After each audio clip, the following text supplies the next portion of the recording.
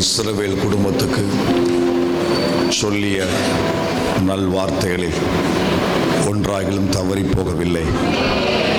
எல்லாம் நிறைவேறிற்று, எல்லாம் நிறைவேறிற்று, எல்லாம் நிறைவேறிற்று என்று இந்த முழு சபையும் சாட்சியாக நிற்க சொல்லுகிற ஒரு நாளை கர்த்தர் குறித்து வச்சிருக்கிறார்.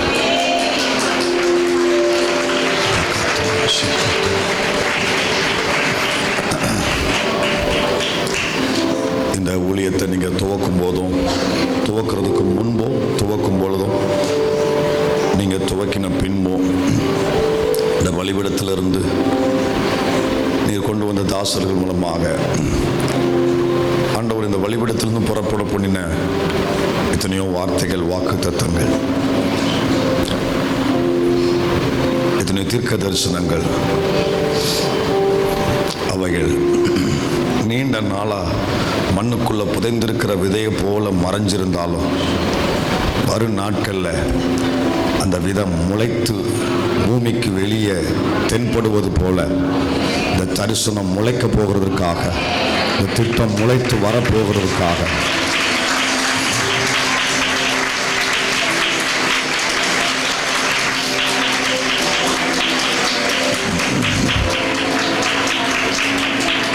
இது குப்பல்ல, இது விதை என்று அதை முளைத்து எலும்ப பண்ணி கர்த்தர் நிரூபிக்க போகிறதுக்காக நன்றி சொல்லுகிறோம். எல்லாரும் கர்த்தருக்கு நன்றி சொல்லுவோமா? முழு சபையும் சேர்ந்து, முழு சபையும் சேர்ந்து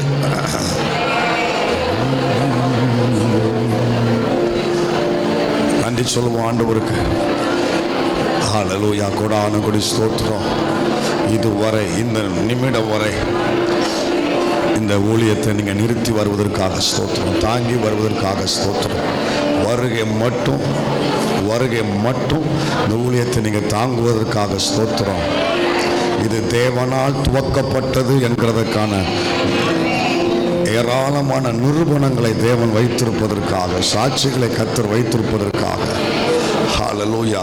இது நீர் துவங்கின ஊழியம் என்று தேசம் அங்கீகரிக்கக்கூடிய ஒரு நாளை கர்த்தர் வைத்திருப்பதற்காக, அதை நீரே நிறைவேற்றி கொடுப்பதற்காக நாங்கள் சபையாய் உமக்கு நன்றி சொல்லுகிறோம். சபையாய் நாங்கள் உமக்கு நன்றி சொல்லுகிறோம். ஹல்லேலூயா. இந்த ஊழியத்திற்காக ஜெபிக்கிற பிள்ளைகளை கர்த்தர் ஆசீர்வதிப்பாராக. நிற்கிற பிள்ளைகளை கர்த்தர் ஆசீர்வதிப்பாராக. எல்லா வகையிலையும் இந்த ஊழியத்தை தாங்குகிற பிள்ளைகளை கர்த்தர் ஆசீர்வதிப்பாராக. இந்த சபைக்குள்ள இருக்கிற அத்தனை குடும்பங்களையும் கர்த்தர் ஆசீர்வதிப்பாராக. இந்த சபையைச் சேர்ந்த ஒவ்வொரு குடும்பங்கள், சிறு பிள்ளைகள், வாலிபர்கள், பெரியோர்கள், முதியோர்கள், அத்தனை பேரையும் கர்த்தர் ஆசீர்வதிப்பாராக. எல்லார் மேலேயும் தேவ கிருபை பெருகுவதாக. அவர்கள் வேரூன்றப்படுவார்களாக. இந்த சபையில் அத்தனை பேர் வேரூன்ற பண்ண அந்த கிருபை இன்றைக்கு ஊற்றப்படுவதற்காக, அந்த அபிஷேகம் இப்பொழுது ஊற்றப்படுவதற்காக அத்தனை பேரையும் அசைகிற நாளலாய் அல்ல, வேரூன்றப்பட்ட கேதுருக்களாக, வேரூன்றப்பட்ட அல்லேலூயா கேதுருக்களாக, லீபனோனில் உள்ள கேதுரு மரங்களைப் போல பிள்ளைகளை வேரூன்ற பண்ணுவதற்காக, தேவதாரு விருட்சத்தை போல வேரூன்ற பண்ணுவதற்காக உமக்கு கொடான கொடி ஸ்தோத்திரம் ஆண்டவரே.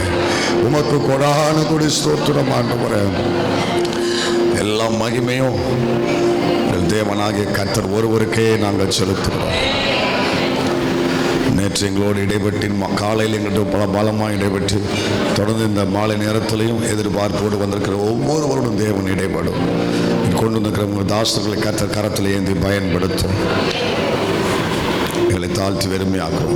நீங்கள் மாத்திரம் மகிமைப்படும். இயேசு கிறிஸ்துவின் நாமத்தில் ஜெபிக்கிறோம் எங்கள் நல்ல பிதாவே. ஆமென், ஆமென். உட்காருவோம். ஆண்டவருக்கு மகிமை உண்டாகட்டும். கர்த்தர் தொடர்ந்து நம்மோடு நேற்று மாலையில் நம்ம எல்லா முழு சபையும் ஆசீர்வதிக்கப்பட்டோம். இன்று காலையிலையும் முழு சபையும் ஆசீர்வதிக்கப்பட்டோம். ஸோ இப்பொழுதும் கர்த்தர் சபையை ஆசீர்வதிக்கிறார். ஹல்லேலூயா. ஸோ இந்த 7 ஆண்டு நாட்கள் குறுகினது தான், வருஷம் குறுகினது தான்.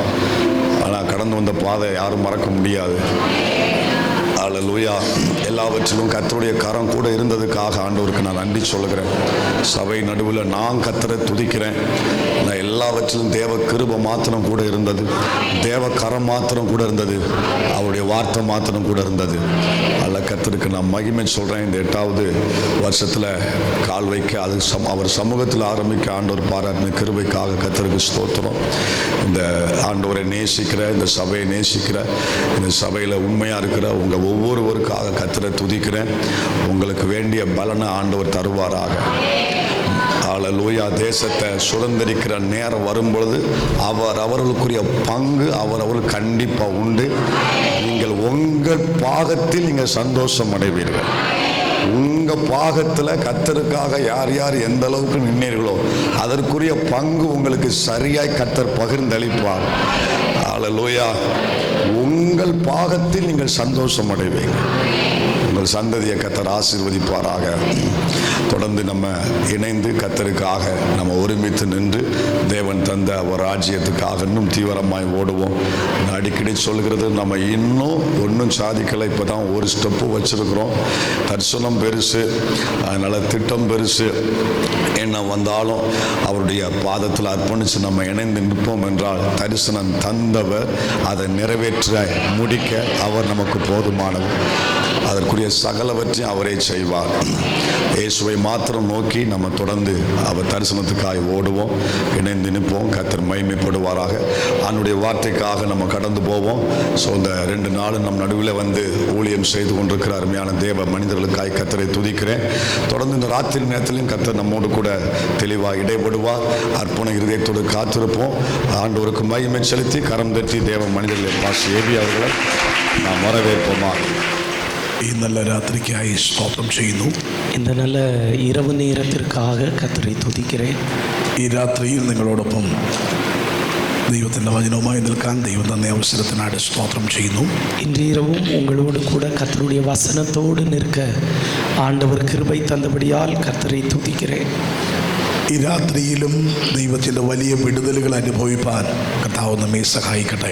தேவனுடைய பெரிதான விடுதலைகளை இந்த ராத்திரி நேரத்திலும் அனுபவிக்க ஆண்டவர் நமக்கு உதவி செய்வாராக. ഹല്ലേലൂയ. ஹல்லேலூயா.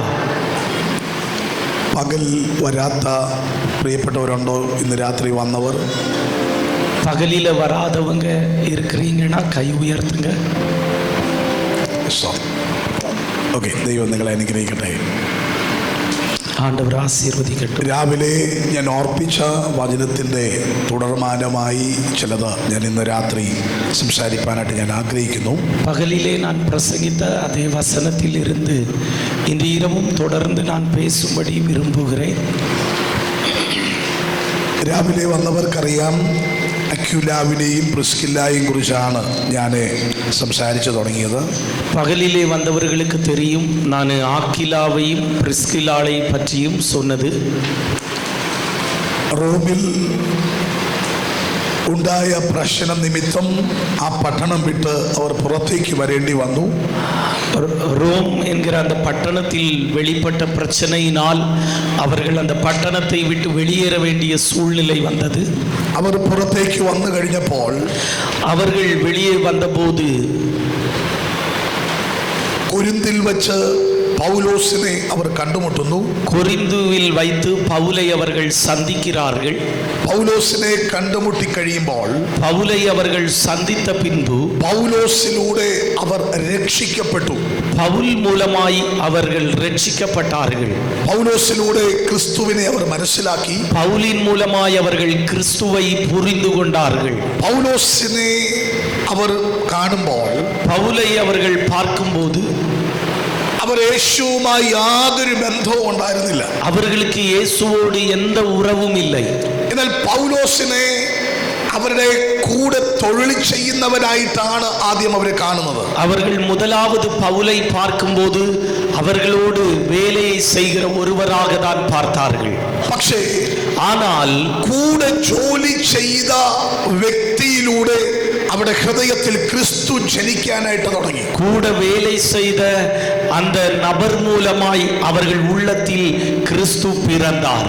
ആമേൻ. ஆமென். അക്വില അക്വിലാവിന്റെയും പ്രിസ്കില്ലയുടെയും ആത്മീക പിതാവ് ആരെന്ന് ചോദിച്ചാൽ അത് നമുക്ക് പറയാനായിട്ട് കഴിയും പൗലോസാണ്.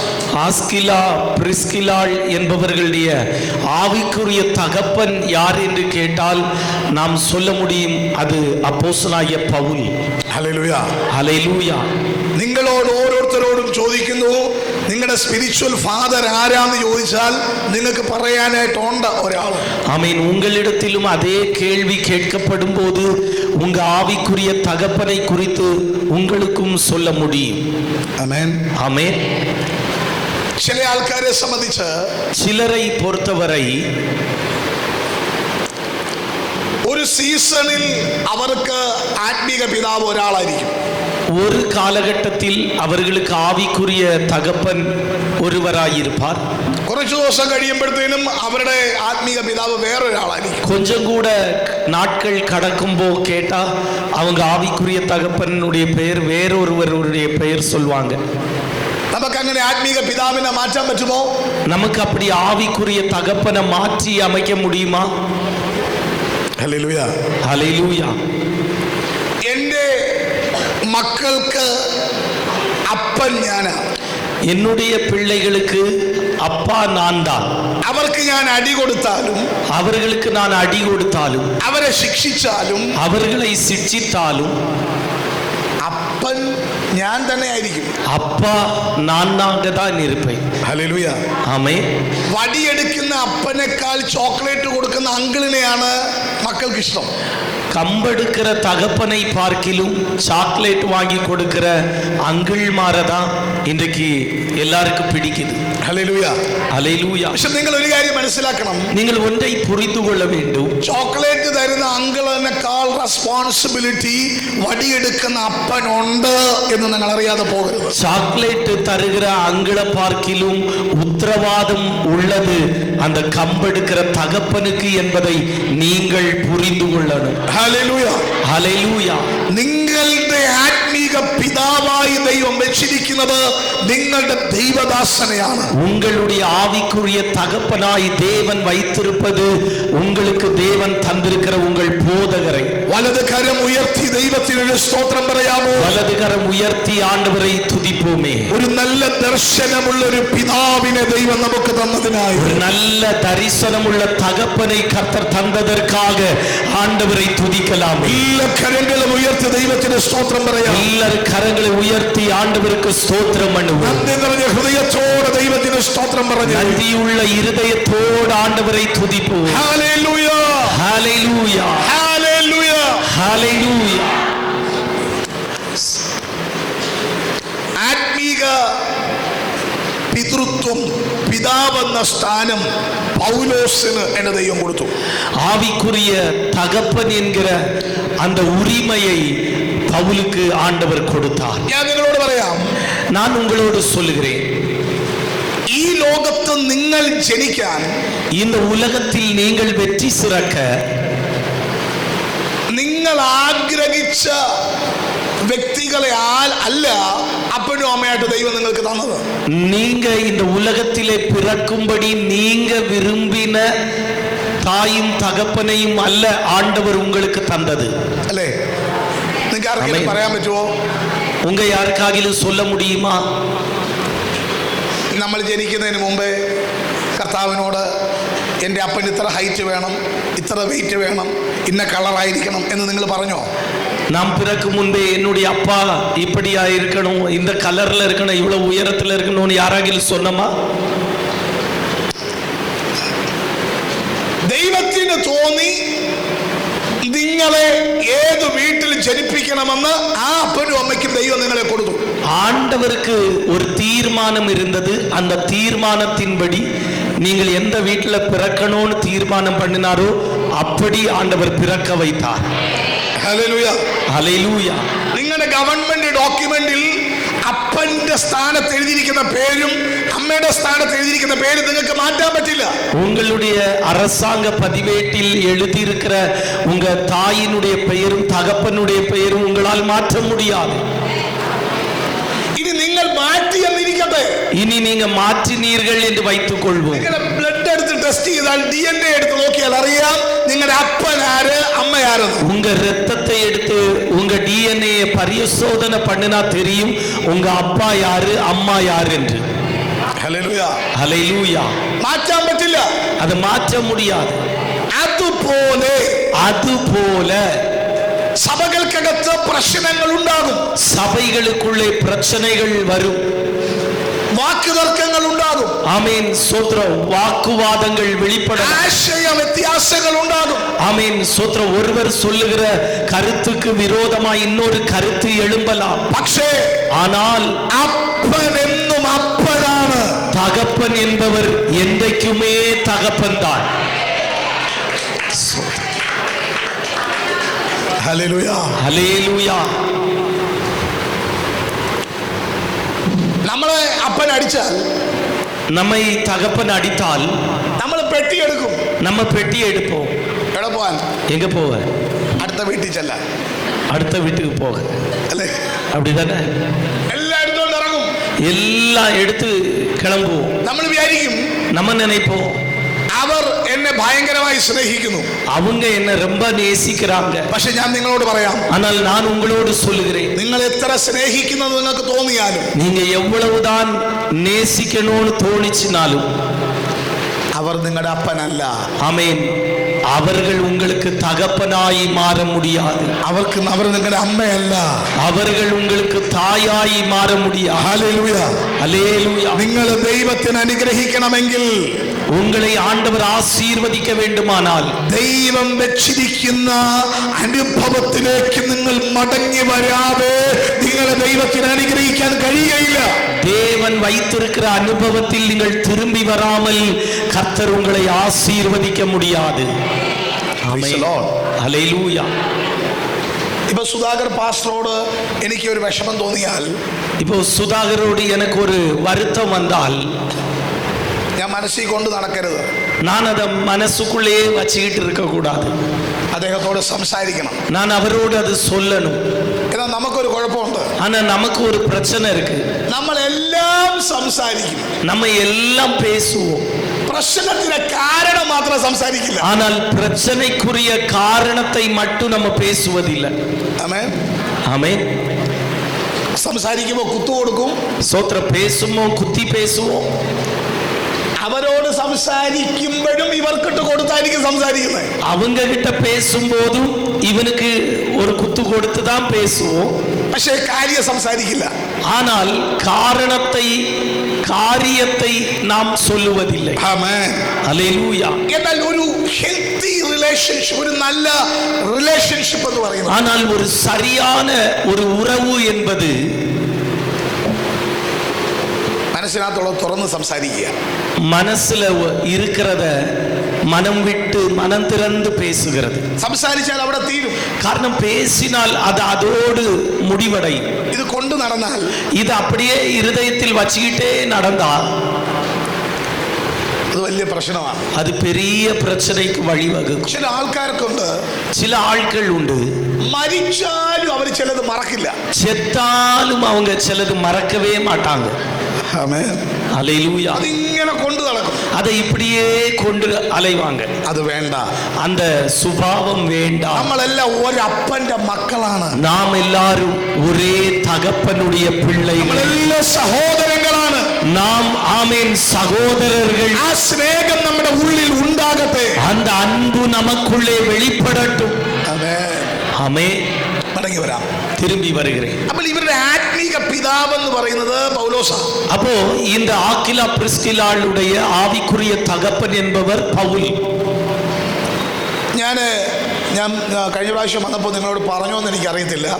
2000-ലാണ് ഞാൻ ശുശ്രൂഷ ആരംഭിക്കുന്നത്. நான் கடந்த முறை வந்தபோது சொன்னேனா என்று எனக்கு தெரியாது. நான் 2000-ல் ஊழியத்தை தொடங்குகிறேன். ഇതെന്റെ 24ാമത്തെ വർഷമാണ്. இது என்னுடைய 24வது வருஷம். കഴിഞ്ഞ 24 വർഷമായി ഞാൻ സഭയുടെ ശുശ്രൂഷ ചെയ്യുക. கடந்த 24 ஆண்டுகளாய் நான் சபையில் ஊழியம் செய்கிறேன். അതുകൊണ്ടാണ് ഞാൻ ഈ കാര്യങ്ങളൊക്കെ നിങ്ങളോട് സംസാരിക്കുന്നത്. ஆகவே தான் இவைகளை பற்றி நான் உங்களோடு பேசுகிறேன். கவனிங்க. ഞാൻ നിങ്ങളോട് പറയുന്നു, நான் உங்களோடு சொல்லுகிறேன், ദൈവം അനുഗ്രഹിക്കാൻ അനുഗ്രഹിക്കാൻ ദൈവം ഒരു പാറ്റേൺ വെച്ചിട്ടുണ്ട്. ஆண்டவர் நம்மை ஆசீர்வதிப்பதற்கு அவர் ஒரு முறைமையை வழி வகுத்து வைத்திருக்கிறார். ആമേൻ. ஆமென். അത് നമുക്ക് മാറ്റാൻ പറ്റില്ല. அதை நம்மால் மாற்றவே முடியாது. ഞാൻ വീട്ടിലെ അപ്പനാണ്. நான் என்னுடைய வீட்டில் தகப்பன். ഞാൻ എൻ്റെ കുഞ്ഞിനെ അനുഗ്രഹിക്കുമ്പോൾ ഉണ്ടാകുന്ന അനുഗ്രഹം സുധാകർ പാസ്റ്റർ കൈവച്ച് അനുഗ്രഹിച്ചാൽ ഉണ്ടാവില്ല. ஆமென். நான் என்னுடைய பிள்ளையை ஆசீர்வதித்து சொல்லுகிற அந்த ஆசீர்வாதம் சுதாகர் வந்து கை வைத்து ஆசீர்வதித்தால் வெளிப்படாது. നിങ്ങൾ മനസ്സിലാക്കുക. நீங்கள் புரிந்து கொள்ளுங்கள். ബെന്നിഹിൻ തലയിൽ കൈവച്ചാലും பென்னியின் தலையில் கை வைத்தாலும் നിങ്ങളുടെ അപ്പൻ നിങ്ങളുടെ തലയിൽ കൈവച്ച് അനുഗ്രഹിക്കുന്ന അനുഗ്രഹം ഉണ്ടാവുകയില്ല. പ്രിയപ്പെട്ടവരെ, உங்க தகப்பன் உங்க தலையில் கை வைத்து ஆசீர்வதிக்கிற ஆசீர்வாதம் பென்னியின் தலையில் கை வைத்தால் வராது. അതുകൊണ്ടാണ് പൗലോസ് പറയുന്നത്, ஆகவே தான் பவுல் சொல்லுகிறார், നിങ്ങൾക്ക് വേണ്ടി ജാഗ്രതയോടെ പ്രാർത്ഥിക്കുന്ന നിങ്ങളുടെ ദൈവദാസൻ ഞരങ്ങിക്കൊണ്ട് പ്രാർത്ഥിക്കാൻ ഇട വരരുത്. உங்களுக்காக இரவும் பகலும் என் ஜெபங்களில் உங்களை நினைத்து நாங்கள் உத்தரவாதம் பண்ணுகிறது. ஆமென். ஸ்தோத்திரம். வருத்தத்தோடு அல்ல, அதை சந்தோஷத்தோடு நாங்கள் செய்ய வேண்டும். Praise the Lord. ஆமென். காரணம் ദൈവസഭയെ ദൈവം അനുഗ്രഹിക്കുന്നത്, தேவசபையை தேவன் ஆசீர்வதிப்பது, നിങ്ങളെ ദൈവം അനുഗ്രഹിക്കാൻ ആക്കി വച്ചിരിക്കുന്ന വ്യക്തിയിലൂടെ മാത്രമേ ആ അനുഗ്രഹം നിങ്ങളുടെ മേൽ വരികയുള്ളൂ. உங்களை தேவன் ஆசீர்வதிப்பதற்கு தேவன் ஏற்படுத்தி வைத்திருக்கிறவர் மூலமாக தான் அந்த ஆசீர்வாதம் உங்கள் மேல் கடந்து வருகிறது. നിങ്ങൾ ശരിയായത് മനസ്സിലാക്കിയാൽ അത് നിങ്ങൾക്ക് അനുഗ്രഹമാണ്. അതിനാണ് ഞാൻ ഈ സംസാരിക്കുന്നത്. நீங்கள் சரியான விதத்தில் அதை புரிந்து கொண்டால் அது உங்களுக்கு ஆசீர்வாதமாகவே தான் இதை சொல்லுகிறேன். ഞാനൊരു സഭയുടെ പാസ്റ്റർ ആയതുകൊണ്ടാണ് ഒരു അപ്പനെ പോലെ സംസാരിക്കുന്നത്. நான் ஒரு சபையின் போதகரானபடியினால் தான் ஒரு அப்பாவை போல பேசுகிறேன். ഞാൻ അനേക ആയിരങ്ങളെ ഞാൻ കണ്ടിട്ടുണ്ട്. நான் அநேக ஆயிரங்களை பார்த்திருக்கிறேன். അവർ അനുഗ്രഹം പ്രാപിച്ചിട്ടില്ല, அவர்கள் ஆசீர்வாதத்தை பெறவில்லை. ஆனால் ഞങ്ങളുടെ സഭയിൽ எங்க சபையில் ദൈവത്തെ ആത്മാർത്ഥമായി സ്നേഹിക്കുകയും ஆண்டவரை உண்மையாய் நேசிக்கவும், ദൈവസഭയെ കരുതുകയും, தேவ சபையை ஆதரிக்கவும், ദൈവദാസന്മാരെ ബഹുമാനിക്കുകയും, ஊழியக்காரர்களை கனப்படுத்தவும், പാസ്റ്ററായ എനിക്ക് കീഴ്പ്പെട്ടിരിക്കുകയും ചെയ്യുന്നു. போதகராயிருக்கிற எனக்கு அவர்கள் கீழ்ப்படிந்திருக்கவும் செய்யும்போது ചില പ്രിയപ്പെട്ടവരുണ്ട്. அப்படி செய்கிற சில அருமையானவர்கள் உண்டு. അവരെ എല്ലാം ദൈവം മേൽക്കുമേൽ അഭിവൃദ്ധിപ്പെടുത്തുന്നത് ഞാൻ കണ്ടിട്ടുണ്ട്. ஆண்டவர் மேல்க்கு மேல் ஆமென் ஸ்தோத்திரம் ஆசீர்வதித்துக் கொண்டே இருக்கிறார். എന്താ കാര്യം? காரணம் என்ன? ഈ കരത്തിൽ ദൈവം വെച്ചിരിക്കുന്ന അനുഗ്രഹത്തെ പകരുമ്പോൾ അത് ഏറ്റുവാങ്ങാനുള്ള പ്രാപ്തി അവർക്കുണ്ട്. இந்த கரத்தில் தேவன் வைத்திருக்கிற ஆசீர்வாதத்தை தேவன் ஊற்றும் போது அதை பெற்றுக் கொள்வதற்கான திராணி அவர்களுக்கு இருக்கிறது. നിങ്ങളുടെ ലൈഫിൽ നിങ്ങൾ ആരെ കണ്ടാലും, உங்க வாழ்க்கையில நீங்க யாரை பார்த்தாலும், ഏത് ദൈവദാസൻ നിങ്ങളുടെ ഇടയിൽ വന്നാലും, எந்த ஊழியக்காரர் உங்களுக்கு நடுவில் வந்தாலும், ഞങ്ങൾ ഒക്കെ நாங்கள் எல்லாம் നിങ്ങളുടെ മേൽ കൈവച്ചാൽ, உங்கள் மேல் கை வைத்தால் ഉണ്ടാകുന്നതിനേക്കാൾ ஆமென் வெளிப்படுகிறதை பார்க்கிலும் 100 മടങ്ങ് അനുഗ്രഹം നിങ്ങളുടെ ദൈവദാസൻ നിങ്ങളുടെ തലയിൽ 100 மடங்கு ஆசீர்வாதம் உங்க போதகர் உங்க தலையில் கை வைக்கும் போது வெளிப்படுகிறது. காரணம் നിങ്ങളെ അനുഗ്രഹിക്കാനുള്ള അനുഗ്രഹം അദ്ദേഹത്തിന്റെ കയ്യിലാണ് ദൈവം കൊടുത്തിരിക്കുന്നത്. உங்களை ஆசீர்வதிக்கிற ஆசீர்வாதத்தை தேவன் அவருடைய கையில் கொடுத்திருக்கிறார். ஆமென். ഒരു സഭയുടെ പാസ്റ്റർ എന്ന് പറഞ്ഞാൽ, ஆமென், இந்த சபையின் போதகர் என்று சொன்னால் അദ്ദേഹം ഒരു അപ്പനാണ്. அவர் ஒரு தகப்பன். ഹല്ലേലൂയ. ஆமென். പാസ്റ്ററുടെ ഫാദറിന്റെ പ്രായമുള്ളവർ ചിലപ്പോൾ ഇവിടെ കാണും അല്ലേ? ஸ்தோத்திரம். பாஸ்டருடைய அப்பாவுக்கு உள்ள வயசுக்கு ஒத்த நபர்கள் இதற்குள் இருக்கலாம். പ്രായം വെച്ച് നോക്കുമ്പോൾ, வயது வைத்து பார்க்கும்போ, പക്ഷെ നിങ്ങളുടെ സ്പിരിച്വൽ ഫാദർ ആരാണ്? உங்க ஆவிக்குரிய தகப்பன் யார்தான்? ஆமென். അവിടെ പ്രായമല്ല, இங்கே வயதின் அடிப்படையில் அல்ல, പൊസിഷൻ. ஆமென், பதவி. ഹല്ലേലൂയ. ஆமென். നിങ്ങൾ കളക്ടർ ഓഫീസിലോട്ട് ചെല്ലുമ്പോൾ, நீங்க கலெக்டர் ஆபீஸுக்கு போகும்போ, കളക്ടർക്ക് 40 വയസ്സും നിങ്ങൾക്ക് 80 വയസ്സും. கலெக்டருக்கு 40 வயசும் உங்களுக்கு 80 வயசும். നിങ്ങൾ എന്തോന്ന് വിളിക്കും? நீங்க அவரை எப்படி கூப்பிடுவீங்க? മോനെ എന്ന് വിളിക്കോ സാറേ എന്ന് വിളിക്കോ? மகனேன்னு கூப்பிடுவீங்களா இல்ல சார்னு கூப்பிடுவீங்களா? 40 വയസ്സുള്ള നിങ്ങളുടെ മോനെ വാടാ ഇവിടെ എന്ന് പറയും. 40 വയസ്സുള്ള உங்க மகனை டேய் இங்க வா அப்படிம்பீங்க. പക്ഷെ കളക്ടർ ഓഫീസിൽ ഇങ്ങ് വാടാ എന്ന് പറയാൻ പറ്റും? ஆனா கலெக்டர் ஆபீஸ்ல போயிட்டு கலெக்டரை பார்த்து எடே இங்க வாடே அப்படின்னு சொல்ல முடியுமா? എന്താ കാര്യം? ஏன்? പ്രായം കുറവാണ്, வயதில் அவர் குறைந்தவர் தான், പക്ഷെ ഇരിക്കുന്ന കസേര വലുതാണ്. ஆனால் அவர் உட்கார்ந்திருக்கிற அந்த செயர், அந்த பதவி, அது கனத்துக்குரியது. ഇതുപോലെയാണ് ഒരു ദൈവദാസൻ. இதுபோலதான் கர்த்தருடைய ஊழியக்காரர். അവർ ഇരിക്കുന്ന കസേര, அவர்கள் இருக்கிற அந்த செயர் സ്വർഗീയ ഗവൺമെന്റ് അപ്പോയിന്റ്മെന്റ് ചെയ്തിരിക്കുന്ന പൊസിഷനാണ്. அது பரலோகம் அவர்களை அப்பாயின்மெண்ட் செய்திருக்கிற ஒரு பதவியாய் இருக்கிறது.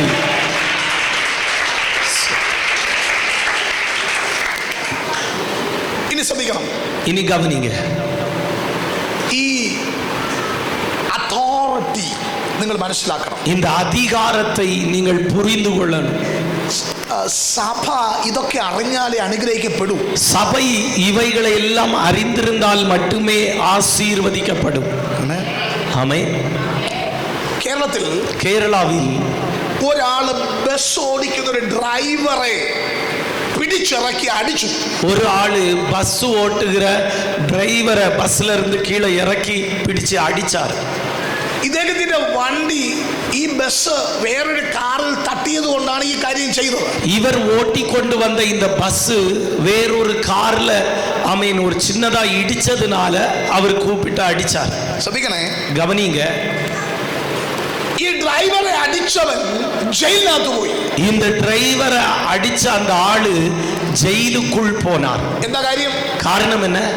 ഈ ഡ്രൈവർ இந்த டிரைவர் സ്റ്റേറ്റ് ഗവൺമെന്റിന്റെ இவர் மாநில அரசின் ജോലിക്കാരനാണ്. ஒரு ஊழியக்காரனாய் இருக்கிறார். അവൻ ഓൺ ഡ്യൂട്ടിയിൽ ഇരിക്കുമ്പോൾ இவர் அந்த பணியை செய்து கொண்டிருக்கும்போ അവന് നേരെ വരുന്ന സകല അറ്റാക്കിനും സ്റ്റേറ്റ് ഗവൺമെന്റ് പ്രൊട്ടക്ഷൻ കൊടുക്കണം. இவருக்கு நேராக அந்த நேரத்தில் வெளிப்படுகிற எல்லா தாக்குதலில் இருந்து இவரை காப்பாற்ற வேண்டிய கடமை அந்த மாநில அரசாங்கத்திற்கு உண்டு. അത് സ്റ്റേറ്റ് ഗവൺമെന്റിന്റെ റെസ്പോൺസിബിലിറ്റി. அது அந்த மாநில அரசாங்கத்தினுடைய உத்தரவாதம். അവന്റെ ഷർട്ട് ഒരുത്തൻ പിടിച്ചപ്പോ, ஆமென், அவருடைய சட்டையை ஒருவன் பிடிச்சது, അവനെ 14 ദിവസം ജയിലിനകത്താക്കി. ஆமென், அவனை 14 நாட்கள் சிறைச்சாலைக்குள்ளே போட்டாங்க. എന്താ കാര്യം? காரணம் என்ன? അവന് വേണ്ടി സംസാരിക്കാൻ ഒരു സ്റ്റേറ്റ് ഉണ്ട്, ഒരു ഗവൺമെന്റ് ഉണ്ട്, ഒരു പ്രൊട്ടക്ഷൻ ചെയ്യാൻ ഒരു അഡ്മിനിസ്ട്രേഷൻ ഡിപ്പാർട്ട്മെന്റ് ഉണ്ട്. ஆமென். அந்த அடிபட்ட நபருக்காக பேசுவதற்கு, அவரை பாதுகாப்பதற்கு ஒரு அரசாங்கம் உண்டு, ஒரு நிர்வாகம் உண்டு, அவருக்கென்று ஒரு தனி துறை உண்டு. ദൈവത്തിന് വേണ്ടി നിങ്ങൾ നിൽക്കുമ്പോൾ, ദൈവത്തിന് വേണ്ടി ദൈവദാസന്മാർ നിൽക്കുമ്പോൾ അവരെ പ്രൊട്ടക്ട് ചെയ്യാൻ സ്റ്റേറ്റ് ഗവൺമെന്റ് അല്ല, സെൻട്രൽ ഗവൺമെന്റ് അല്ല, സ്വർഗീയ ഗവൺമെന്റ് ഉള്ളവർക്ക് വേണ്ടി. ஆண்டவருக்காக ஆமென் நீங்கள் நிற்கும்போது, ஆண்டவருக்காக ஒருவர் நிற்கும்போது, அவருக்காக மாநில அரசாங்கம் அல்ல, மத்திய அரசாங்கம் அல்ல, பரலோக அரசாங்கம் வெளிப்பட்டு நிற்கிறது. അവന് മുമ്പ് വിരൽ ചൂണ്ടുമ്പോൾ, அவர்களுக்கு நேராக ஆமென் கை நீட்டும் போது, അവർക്ക് നേരെ ഒരു വാക്ക് പറയുമ്പോൾ, அவர்களுக்கு விரோதமாய் ஒரு வார்த்தையை பேசும்போது, സുപ്രീം അതോറിറ്റി അവർക്ക് വേണ്ടി എഴുന്നേൽക്കുമെന്ന് ഇന്ന് രാത്രി നിങ്ങൾ അറിയാതെ പോകും. உன்னதத்தில் இருந்து ஒரு அதிகாரம் எழும்பி வரும் என்பதை இன்று இரவு நீங்கள் புரிந்து கொள்ள வேண்டும். ഹല്ലേലൂയ. ஹalleluya. അതാണ് അതോറിറ്റി. அதுதான் அதிகாரம். ഞാൻ നിങ്ങളോട് പറയാം, நான் உங்களோடு சொல்லுகிறேன். ആ അധികാരത്തിന്റെ കീഴിലേക്ക് ദൈവം നിങ്ങളെ കൊണ്ടുവന്നിരിക്കുന്നു. அந்த அதிகாரத்திற்கு கீழே கர்த்தர் உங்களை ஏற்படுத்தி வைத்திருக்கிறார். ஆமென். ഫാമിലി ആണോ? குடும்பமா இருக்கிறீங்க? മക്കളുണ്ടോ? பிள்ளைகள் உண்டா? എത്ര മക്കളുണ്ട്? எத்தனை பிள்ளைகள்? അദ്ദേഹത്തിന് ഒരു ഭാര്യയും 2 പിള്ളേരും ഉണ്ട്. அவருக்கு ஒரு மனைவியும் 2 பிள்ளைகளும் இருக்கிறாங்க. കറക്റ്റ് അല്ലേ? சரிதானே? ആമേൻ. ஆமென். 4 പേരുടെ കാര്യം നോക്കാൻ, 4 பேருடைய காரியங்களை கவனிக்க ഈ ദൈവ മനുഷ്യൻ എന്തുമാത്രം കഷ്ടപ്പെടുന്നു. இந்த தேவ மனுஷன் எவ்வளவாய் கஷ்டப்படுகிறார் അല്ലേ? அப்படிதானே? 4 പേരുടെ കാര്യം. 4 பேருடைய காரியம். ആന്റി വിഷമിക്കണ്ട. സിസ്റ്റർക്ക് പിള്ളേരുണ്ടോ? സിസ്റ്റർ പിള്ളകൾ ഉണ്ട്. ഉണ്ട്. ഒരാൾ കഴിക്കുന്ന ഭക്ഷണം തന്നെയാണോ അടുത്ത ആളിന് കൊടുക്കുന്നത്? ஒரு பிள்ளைக்கு கொடுக்கிற சாப்பாடு தான் இன்னொரு பிள்ளைக்கு நீங்க கொடுக்கறீங்க, அப்படிதானே? ஆம். എങ്കിലും രാവിലെ അടുക്കള കയറിയാൽ എത്ര സമയം വേണം ഭക്ഷണം ഉണ്ടാക്കാൻ? உங்களுக்கு காலையில கிச்சனுக்குள்ள போனீங்கன்னா காலையில உள்ள ஆகாரம் சாப்பாடு ரெடி பண்ண எவ்வளவு நேரம் ஆகும்? ஏறக்குறைய ഉച്ചയ്ക്കും மதியம் വൈകുന്നേരത്തിനും കൂടെ ഒരു 2-3 മണിക്കൂർ വേണ്ടേ? மதியம் சாயங்காலம் இதுக்கெல்லாம் சேர்த்து ஒரு 2-3 மணி நேரம் வேணும். 3/4 മണിക്ക് മതിയാ? ഓക്കെ, 1 മണിക്കൂർ കൂട്ട്. ஓகே, 1 மணி நேரம் வேணும். ശ്രദ്ധിക്കണം, கவனிங்க. ഒരു കുടുംബത്തിന്റെ കാര്യം നോക്കാൻ, ஒரு குடும்பத்தினுடைய காரியத்தை நடத்த നിങ്ങളൊക്കെ എന്തുമാത്രം ബുദ്ധിമുട്ടുന്നുണ്ട്. நீங்கெல்லாம் எவ்வளவாய் கஷ்டப்படுகிறீங்க. സഹോദരിമാര് അല്ലേ വീട്ടിൽ ആദ്യം എഴുന്നേക്കുന്നത്? சகோதரிமார் தானே வீட்டுல முதல்ல எழும்புகிறது, ആണോ? அப்படிதானே?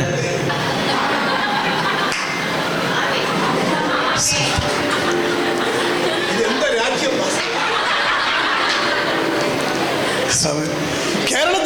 கேரளாவில் എന്റെ വീട്ടിൽ, என்னுடைய வீட்டில் ഞാൻ എഴുന്നേക്കുന്ന മുമ്പ് എന്റെ ഭാര്യ എഴുന്നേക്കും. நான் எழும்பும் முன்பே என் மனைவி எழும்புவாள்.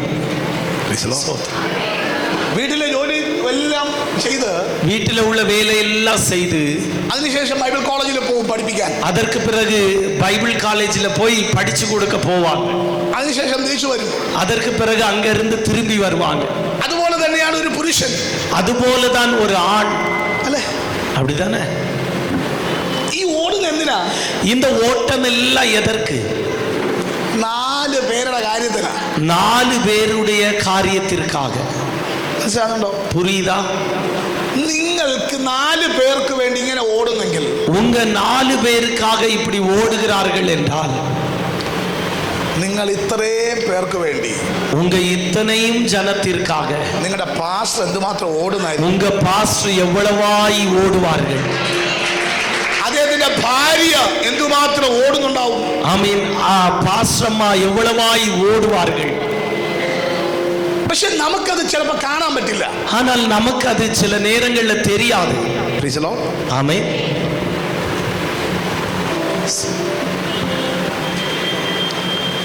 നിങ്ങൾക്ക് വയ്യ, உங்களுக்கு முடியல. ശനിയാഴ്ച ആയപ്പോ കിടന്നിട്ട് എഴുന്നേക്കാൻ വയ്യ. சனிக்கிழமை ஆன போது நீங்க படுத்துட்டு உங்களால எழும்ப முடியல. ഞായറാഴ്ച നിങ്ങൾ തീരുമാനിച്ച് ചർച്ചയിൽ പോകുന്നില്ല. ஞாயிற்றுக்கிழமை நீங்க காலையில தீர்மானிச்சீங்க இன்னைக்கு சபைக்கு போகண்டாம். കാരണം ഇന്നലെ തലയിൽ ഒരു വെള്ളം വീണാൽ നമുക്ക് അടുത്ത ദിവസം പനിയാ. ஸ்தோத்திரம். நேற்றைக்கு நமக்கு தலையில தண்ணி விழுந்துனா இன்னைக்கு ஜுரம் ஆயிரும். നമ്മൾ ആരാധനയ്ക്ക് പോകില്ല. நம்ம அதனால ஆராதனைக்கு போவதில்லை. പക്ഷേ ஆனால் നിങ്ങളുടെ ദൈവദാസൻ അത് പറ്റുമോ? உங்க ஊழியக்காரருக்கு எனக்கு ஜுரம் வாங்கும் அப்படின்னு சொல்லி வீட்டுல இருக்க முடியுமா? അദ്ദേഹത്തിന് ഞായറാഴ്ച ആരാധന നടത്തി നോക്കോളൂ. ஞாயிற்றுக்கிழமை அவர் ஆராதனையில் வந்து நடத்தி தான் ஆகணும். ஆமென். ചില സമയത്ത്, சில நேரம் ഭക്ഷണം എടുത്ത് വായിലോട്ട് വയ്ക്കുമ്പോ, சாப்பாடு எடுத்து வாயில் வைக்கும்போ ചിലര് വിളിക്കും, சிலர் கூப்பிடுவாங்க, പാസ്റ്ററെ പ്രാർത്ഥിക്കണം. பாஸ்டர் ஜெபம் பண்ணுங்க. ഉടനെ പ്രാർത്ഥിക്കും, உடனே ஜெபம் பண்ணுவாங்க. കൂടെ ഇരുന്ന് കഴിക്കുന്നവരൊക്കെ എഴുന്നേറ്റ് പോയാലും கூட இருந்து சாப்பிடுகிறவங்க எழும்பி போனாலும் இவங்க சாப்பிடுவதில்லை. ഒരു ദൈവദാസന്റെ അവസ്ഥയാ, ஒரு ஊழியக்காரருடைய அனுபவம் இது. ഹല്ലേലൂയ. ஆமென். പ്രിയപ്പെട്ടവരെ, அருமையானவர்களே, കർത്താവിന്റെ വേല ചെയ്യുന്ന അഭിഷിക്തന്മാർ, கர்த்தருடைய ஊழியத்தை செய்கிற கர்த்தருடைய ஊழியக்காரர்கள், അവർ അനുഭവിക്കുന്ന പ്രയാസങ്ങൾ, அவர்கள் சந்திக்கிற பிரயாசங்கள் നിങ്ങൾക്ക് അനുഭവിക്കണമെങ്കിൽ, அது நீங்க அனுபவிக்கணும்னா നിങ്ങളുടെ വീട്ടിൽ உங்க வீட்டில் സുവിശേഷ വേല ചെയ്യുന്ന ഒരാൾ ഉണ്ടായിരിക്കണം. சுவிசேஷ ஊழியத்தை செய்கிற ஒருவர் இருக்கணும். പാസ്റ്റർ, എന്റെ അനുഭവം പറയുക, பாஸ்டர், என்னுடைய அனுபவம் சொல்லுகிறேன். സഭയിലെ കാര്യങ്ങൾ ആരെങ്കിലും കുറ്റം പറയുകയാണെങ്കിൽ, சபையில் உள்ள காரியங்களை யாராகிலும் குற்றம் சொல்வார்களானால் ഞാൻ ആത്മാർത്ഥമായിട്ട് പ്രാർത്ഥിക്കും. நான் ஆமென் உண்மையாய் ஜெபிப்பேன். എന്താണെന്നറിയാമോ? ஏன் தெரியுமா? അവര് നശിക്കണമെന്നല്ല, அவங்க அழிஞ்சு போகணும்னு இல்ல. കർത്താവേ, ஆண்டவரே, ആ വീട്ടിനകത്ത് ഒരു ദൈവദാസൻ എഴുന്നേൽക്കണം. நான் இப்படி ஜெபம் பண்ணுவேன், என்ன குறை சொல்லுகிற அந்த வீட்டிற்குள் இருந்து ஒரு பாஸ்டர் எழும்பணும். நீங்க சிரிச்சிட்டு கை தட்டுறீங்க. ശ്രദ്ധിച്ചേ, கவனிங்க, ഞാൻ ആത്മാർത്ഥമായിട്ട് പറയുക, நான் உண்மையாய் சொல்லுகிறேன்.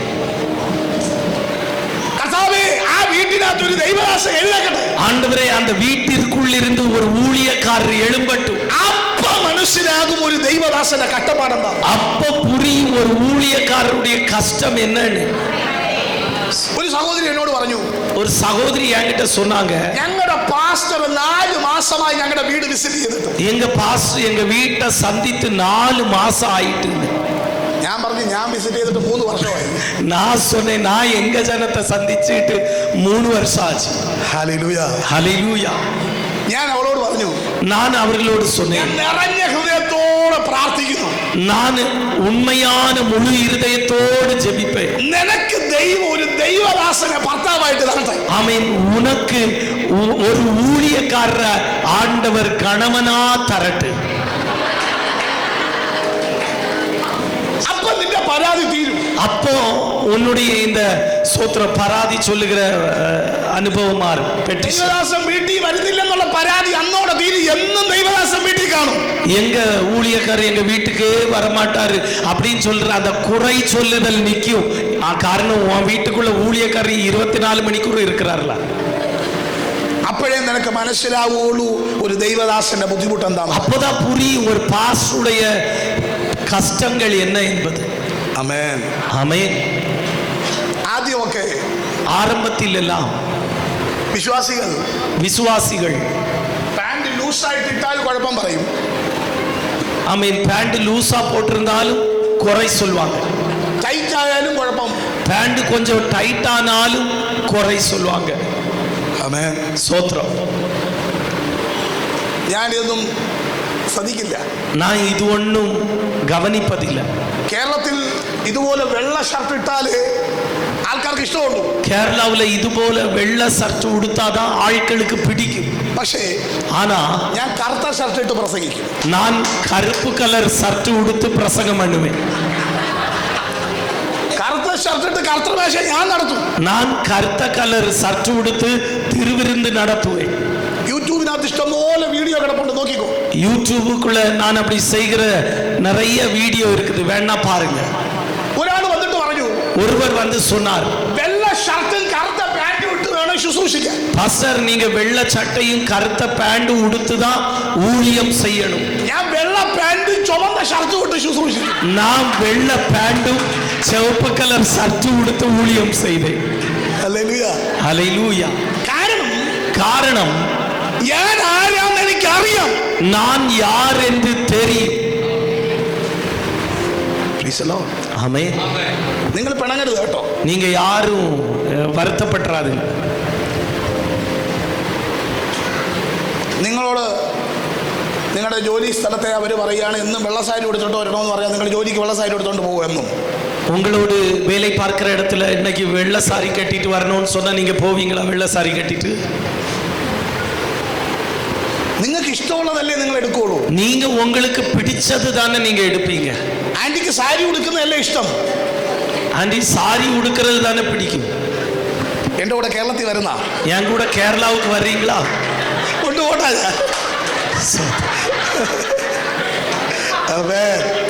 അനുഗ്രഹിക്കട്ടെ. ஆமென்.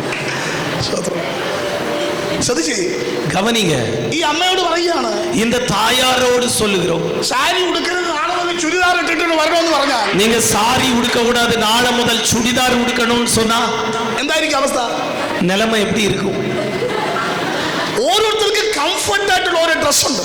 ஒவ்வொருவருக்கும் ஆமென் ஸ்தோத்திரம் ஆமென் சேருகிற ஒரு வஸ்திரம் உண்டு. ആമേൻ ஆமென். ചെല്ലു പറയും കൈ മടക്കി വെക്കരുത്. சிலர் சொல்லுவாங்க கையை சுருட்டி வைக்க கூடாது. ഹല്ലേലൂയ. ஹல்லேலூயா. ആ സമയത്ത് ഞാൻ ഹാഫ് സ്ലീവ് ആക്കിയല്ല, அந்த நேரம் நான் எல்லாம் ஆமென் அரக்கை சட்டையா உடுக்க ஆரம்பிச்சேன். இப்போ ഞങ്ങളുടെ വിശ്വാസികൾ പറയും, எங்க சபையில் உள்ளவங்க ഇതാ പാസ്റ്റർ നല്ലത്. பாஸ்டர் இப்படிதான் இருக்கணும், இதுதான் நல்லது.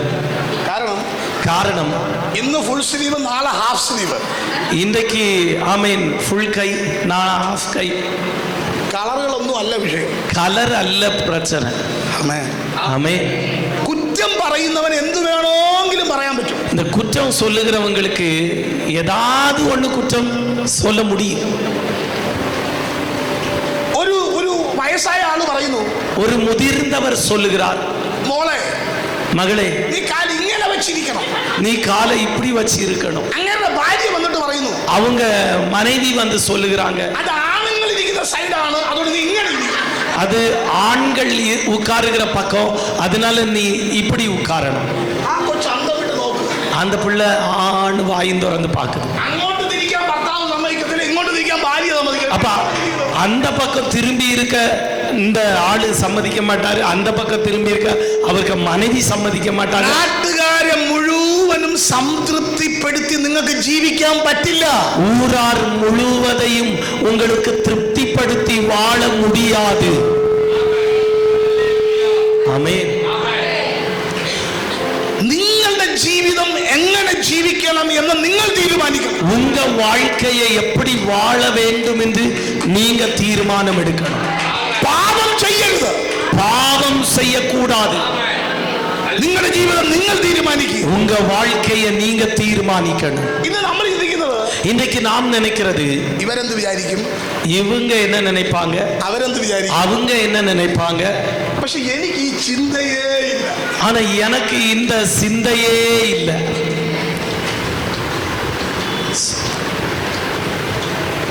ഒന്നുകിൽ നിങ്ങൾ നന്നാവും, അല്ലെങ്കിൽ ഇനി മേലാൽ എന്നെ വിളിക്കില്ല. ஒண்ணுல நீங்க நல்லாவுவீங்க, இல்லனா இதுக்கு பிறகு என்ன கூப்பிட மாட்டீங்க. ആമേൻ. ஆமென். ഞാൻ എൻ്റെ സഭയിൽ ഉപദേശിക്കുന്ന പോലെ ഞാൻ നിങ്ങളോട് പറയുന്നു. நான் என்னுடைய சபையில் போதிக்கிறது போல உங்களோடு சொல்லுகிறேன்.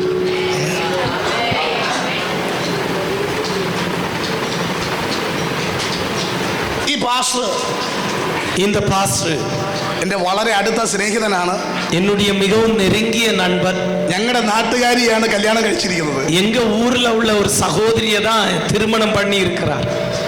തമിഴ്നാട്ടിൽ, കേരളത്തിൽ ഇഷ്ടംപോലെ സഹോദരിമാരെ, ദൈവദാസന്മാരെ കല്യാണം കഴിച്ചിട്ടുണ്ട്. சோத்ரம், தமிழ்நாட்டில் உள்ள ஊழியக்காரங்க, கேரளாவில் உள்ள சகோதரிமார் நிறைய பேர் கல்யாணம் பண்ணி இருக்கிறாங்க.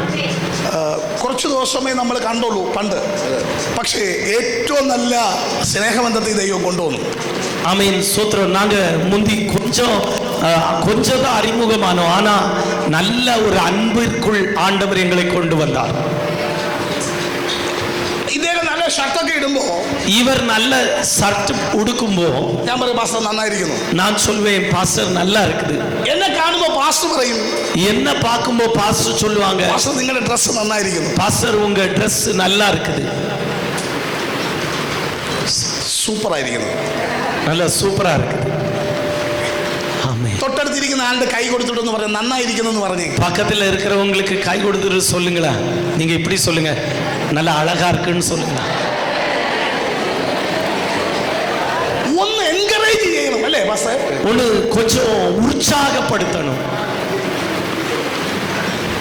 നമ്മളാണെങ്കിലോ நாம സാരി പിടിച്ചു നോക്കിയിട്ട് இந்த சாரியை பிடிச்சு பார்த்துட்டு എത്രയായി, இது எவ்வளவு, 2000 അപ്പൊ നമ്മൾ പറയില്ല 2500. அப்ப நம்ம சொல்லுவோம் இல்ல 2500. 2500 ഇല്ല. இது 2500 ரூபாய்க்கு இந்த சாரி வராது. നമ്മൾ ബ്രാൻഡ് ഏത്, நம்ம ഇത് ബ്രാൻഡ് ഏത്, இது எந்த பிராண்ட், എത്ര രൂപ, இது எத்தனை ரூபா, അതൊക്കെ കമ്പനിക്കാരെ നോക്കട്ടെ. அது கம்பெனிக்கார பார்க்கட்டும். നിങ്ങൾ പറ, நீங்க சொல்லுங்க. നന്നായിരിക്കുന്നു, நல்லா இருக்குது. ഇപ്പം ആണുങ്ങൾ ഒരു പെണ്ണിനെ നോക്കി പറഞ്ഞാൽ അത് പ്രശ്നമാകും. இப்போ சகோதரன்மார் ஒரு சகோதரியை பார்த்து சொன்னா அது ஒரு பிரச்சனை അല്ലേ? அப்படிதானே? പക്ഷെ പുരുഷന്മാരെ നോക്കി പറയാലോ നമുക്ക്. ஆனால் ஆண்கள் ஆண்களை பார்த்து சொல்லலாமே, പെണ്ണുങ്ങൾ പെണ്ണുങ്ങളെ നോക്കി പറയാലോ, பெண்கள் பெண்களை பார்த்து சொல்லலாமே.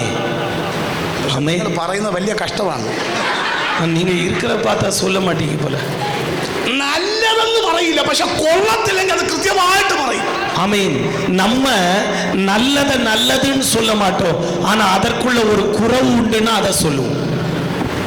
ആമേൻ. ஆமீன். ചിലർ പറയും പാന്റിന് നീളം കൂടി, சிலர் சொல்லுவாங்க பேண்ட்டுக்கு நீளம் அதிகம் ஆயிட்டு, ചിലർക്ക് നീളം കുറഞ്ഞ്, சிலருக்கு பேண்ட்டுக்கு நீளம் குறைஞ்சி. ഞാൻ ഒരു ചുവന്ന കാറാണ് ഉപയോഗിക്കുന്നത്. நான் ஒரு சிகப்பு கலர் கார் பயன்படுத்துகிறேன். ഒരു സമയം പ്രസംഗിക്കാൻ ചെന്നപ്പോ, ஒரு சபையில நான் பிரசங்கிக்கும்படி போனப்போ അവിടുത്തെ പാസ്റ്റർ എന്നോട് ചോദിച്ചു, அங்க உள்ள பாஸ்டர் என்கிட்ட கேட்டார், വെള്ളക്കാറല്ല എടുക്കാത്തത്. பாஸ்டர் ஏன் நீங்க வெள்ளை கலர் கார் எடுக்காதது? അപ്പൊ ഞാൻ എന്താ വെള്ളയുടെ പ്രത്യേകത? அப்ப நான் கேட்டேன், வெள்ளையினுடைய விசேஷம் என்ன? അത് വിശുദ്ധിയാണ് വെള്ള. அது பரிசுத்தம். ഞാൻ എടുത്തിരിക്കുന്നത് യേശുവിന്റെ രക്തത്തിന്റെ കളറാ. நான் சொன்னேன், நான் வைத்திருக்கிறது இயேசுவின் இரத்தத்தின் கலர். ஆமென். കുറ്റം കണ്ടുപിടിക്കരുത്, குற்றம் கண்டுபிடிக்காதீங்க. നമ്മൾ കണ്ടുപിടിക്കാൻ നിന്നാൽ 1000 കുറ്റം കാണാം. நாம் குற்றம் கண்டுபிடிக்க நின்னா ஆயிரக்கணக்கான குற்றங்கள் வெளிப்படும். ഒരാൾ എന്നോട് ചോദിച്ചു, ஒருவர் என்னோடு கேட்டார், നിങ്ങൾ എന്താ താടി ഇങ്ങനെ വളർത്തുന്നത്? நீங்க ஏன் தாடியை இப்படி வளர்த்துருக்கிறீங்க? ഞാൻ പറഞ്ഞു, താടി താഴോട്ടേ വളരുള്ളൂ, മേലോട്ട് വളരത്തില്ല. நான் சொன்னேன், தாடி கீழே மாறதான் வளரும், அது மேல மாற வளராது. ഞാൻ വളർത്തുന്നതല്ല, അത് വളരുന്നു. நான் சொன்னேன், நானாக வளர்க்கல, அதுவா வளருது. അപ്പൊ ഞാൻ അവരോട് പറഞ്ഞു, ஆமென். നിങ്ങളും താടി വളർത്ത്. அப்போ நான் சொன்னேன், நீங்களும் தாடி வளருங்க. അയാളുടെ ഭാര്യ പറയുന്നു, உடனே அவருக்கு மனைவி சொல்றாங்க, ആകപ്പാടെ 3 മുടി വളരും, ഇവിടെ ഇവിടെ ഇവിടെ. ஆகப்பாடு ஒரு 3 முடி வளரும், இங்க ஒண்ணு இங்க ஒண்ணு இங்க ஒண்ணு. അങ്ങർക്ക് വളരില്ല, அவருக்கு வளராது. അതുകൊണ്ട് അയാൾ എന്നെ കുറ്റം പറയാം. அதனால வளர்ந்த என்ன பார்த்து குற்றம் சொல்லுகிறார். ஆமென். ഞാൻ നിങ്ങളോട് പറയാം, நான் உங்ககிட்ட சொல்லுகிறேன், കുറ്റം പറയരുത്. நீங்க குற்றம் சொல்லாதுங்க. എൻകറേജ് ചെയ്യുക. ஆமென். நீங்க உற்சாகப்படுத்துங்க. നന്നായിരിക്കുന്നു, நல்லா இருக்கு. Praise the Lord. ஆமென். കാരണം നമ്മൾ ചെയ്യുന്നത് ഒരു വലിയ കാര്യമാണ്. காரணம் நாம் செய்கிற இந்த காரியம் என்பது ஒரு மிகவும் நல்ல ஒரு காரியம். ഒരു വീട്ടിൽ പോയി ഭക്ഷണം കഴിച്ചാൽ, ஒரு வீட்டில் போய் சாப்பிட்டால், കഴിച്ചിട്ട് சாப்பிட்டுட்டு വയറും തടകി കുറ്റവും പറഞ്ഞ് പോകുന്നതിനേക്കാൾ നല്ലത് வயரும் தடவி அந்த சாப்பாடுல குற்றங்களை கண்டுபிடித்து சொல்லிட்டு போறதை காட்டிலும் நல்லது. നന്നായിരിക്കുന്നു, நல்லா இருக்கு. ഹല്ലേലൂയ. ஆமென். ഞാൻ ഈ തമിഴ്നാട്ടിൽ ആദ്യമായിട്ട് വരുമ്പോ, நான் இந்த தமிழ்நாட்டில் முதல் முறையாக வரும்போ, കേരളത്തിൽ വലിയ അരിയാണ്, கேரளாவில் எல்லாம் பெரிய அரிசி, അത് കഴിച്ചാൽ அது சாப்பிட்டா ഒരു 4 മണിക്കൂർ എനർജി കാണും. ஒரு 4 மணி நேரம் அந்த எனர்ஜி இருக்கும். പക്ഷെ ഇവിടുത്തെ ചെറിയ അരിയാണ്. ஆனா இங்க உள்ளதெல்லாம் சின்ன அரிசி. 10 മണിക്ക് കഴിച്ചു, 10 மணிக்கு சாப்பிட்டு രാത്രി 11 മണിയായപ്പോ ராத்திரி 11 மணி ஆகும்போ ഡൈജഷൻ ആയി. அது டைஜஷன் ஆயிட்டு ഞാൻ ഇറങ്ങി നിൽക്കുക, நான் இறங்கி நிற்கிறேன், என்ன செய்யணும்னு தெரியல. ആമേൻ. ஆமென். പിന്നെ വന്ന് ശരിയായി. பின்ன வந்து இப்ப சரியாயிட்டு. Praise the Lord. ஹல்லேலூயா. ഓരോ സ്ഥലത്തും ഓരോ രീതിയുണ്ട്. ஒவ்வொரு இடத்திலும் ஒவ்வொரு விதமான முறைமைகள் இருக்குது. ഹൗസ് വിസിറ്റിങ്ങിന് ഞാൻ പോകാത്തതിന്റെ പ്രധാന കാരണം, வீடு சந்திக்கும்படி நான் போகாததினுடைய மிக முக்கியமான காரணம், കുടിക്കാനല്ല, അല്ല, ഒരു വീട്ടിൽ ചെന്നാൽ ஒரு வீட்டுக்கு போனால் ജ്യൂസ് ஜூஸ் 5 മിനിറ്റ് കഴിഞ്ഞാൽ അടുത്ത വീട്ടിൽ പോனால் അടുത്ത വീട്ടിൽ ചെന്നാൽ അടുത്ത വീട്ടിൽ പോனால் ചായ, ടീ, അടുത്ത വീട്ടിൽ ചെന്നാൽ அதுக்கு வீட்டுக்கு போனால் കോഫി, காஃபி. അകത്തെ ഡിപ്പാർട്ട്മെന്റ് ஸ்தோத்திரம். உள்ள ഇരിക്കുന്ന கிட்னி അതിന് സംസാരിക്കാൻ പറ്റുമെങ്കിൽ அந்த கிட்னிக்கு பேச முடியுமானால் അത് ചോദിക്കും, அது கேட்கும். വെള്ളം, ചായ, കോഫി ഇതെല്ലാം എങ്ങനെ മാനേജ് ചെയ്യും? தண்ணி, டீ, காஃபி இதெல்லாம் நான் எப்படி சமாளிப்பேன்?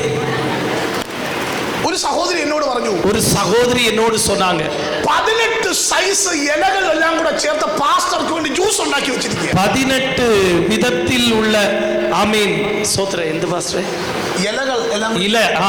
18 விதத்தில் உள்ள இலைகளை சேர்த்து ஆமீன் ஒரு ஜூஸா அரைச்சு வச்சிருக்கிறேன். എനിക്ക് നടക്കാൻ വയ്യ, எனக்கு நடக்க முடியல.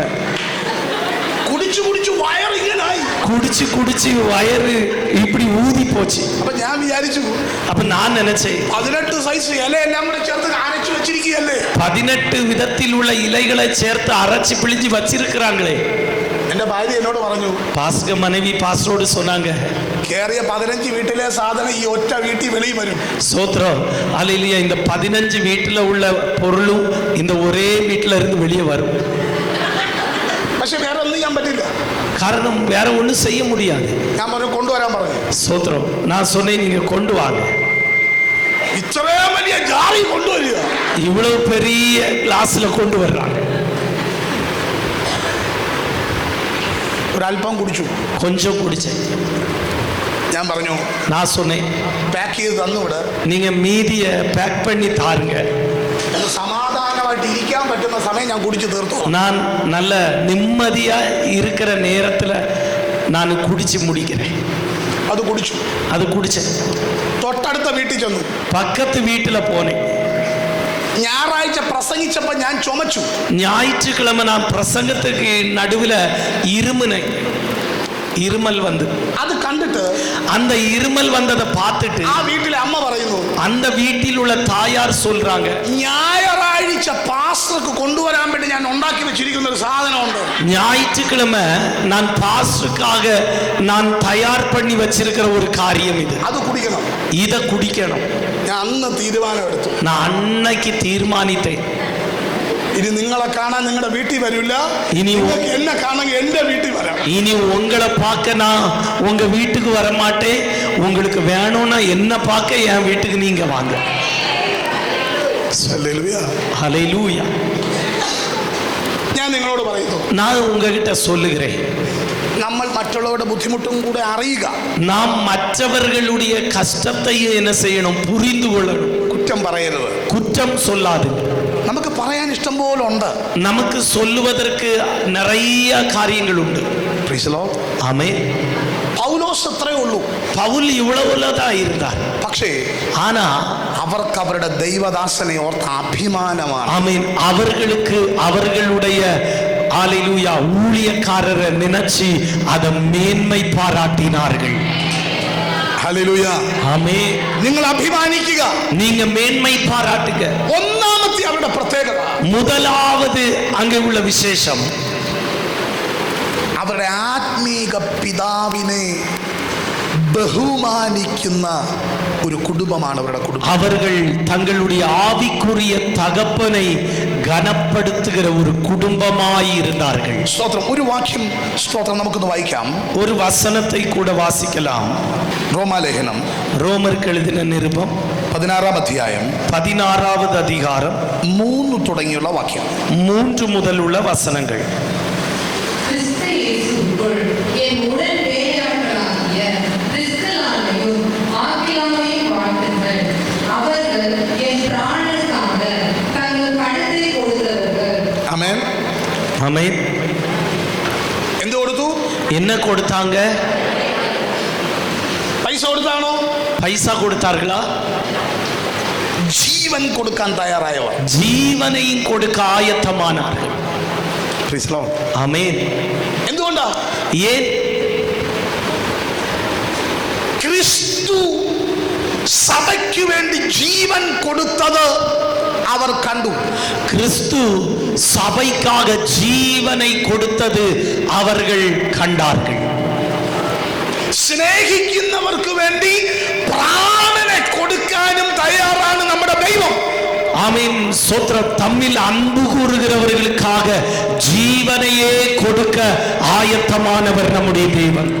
ആ സ്നേഹം, அந்த அன்பு അവരുടെ അകത്ത് വന്നപ്പോ அவர்களுக்குள் வெளிப்பட்ட போது അവരുടെ ദൈവദാസന് വേണ്ടി ജീവൻ കൊടുക്കാനും അവർ തയ്യാറാണ്. அவர்களுடைய ஊழியக்காரருக்காக ஜீவனை கொடுக்கவும் அவர்கள் ஆயத்தமானார்கள்.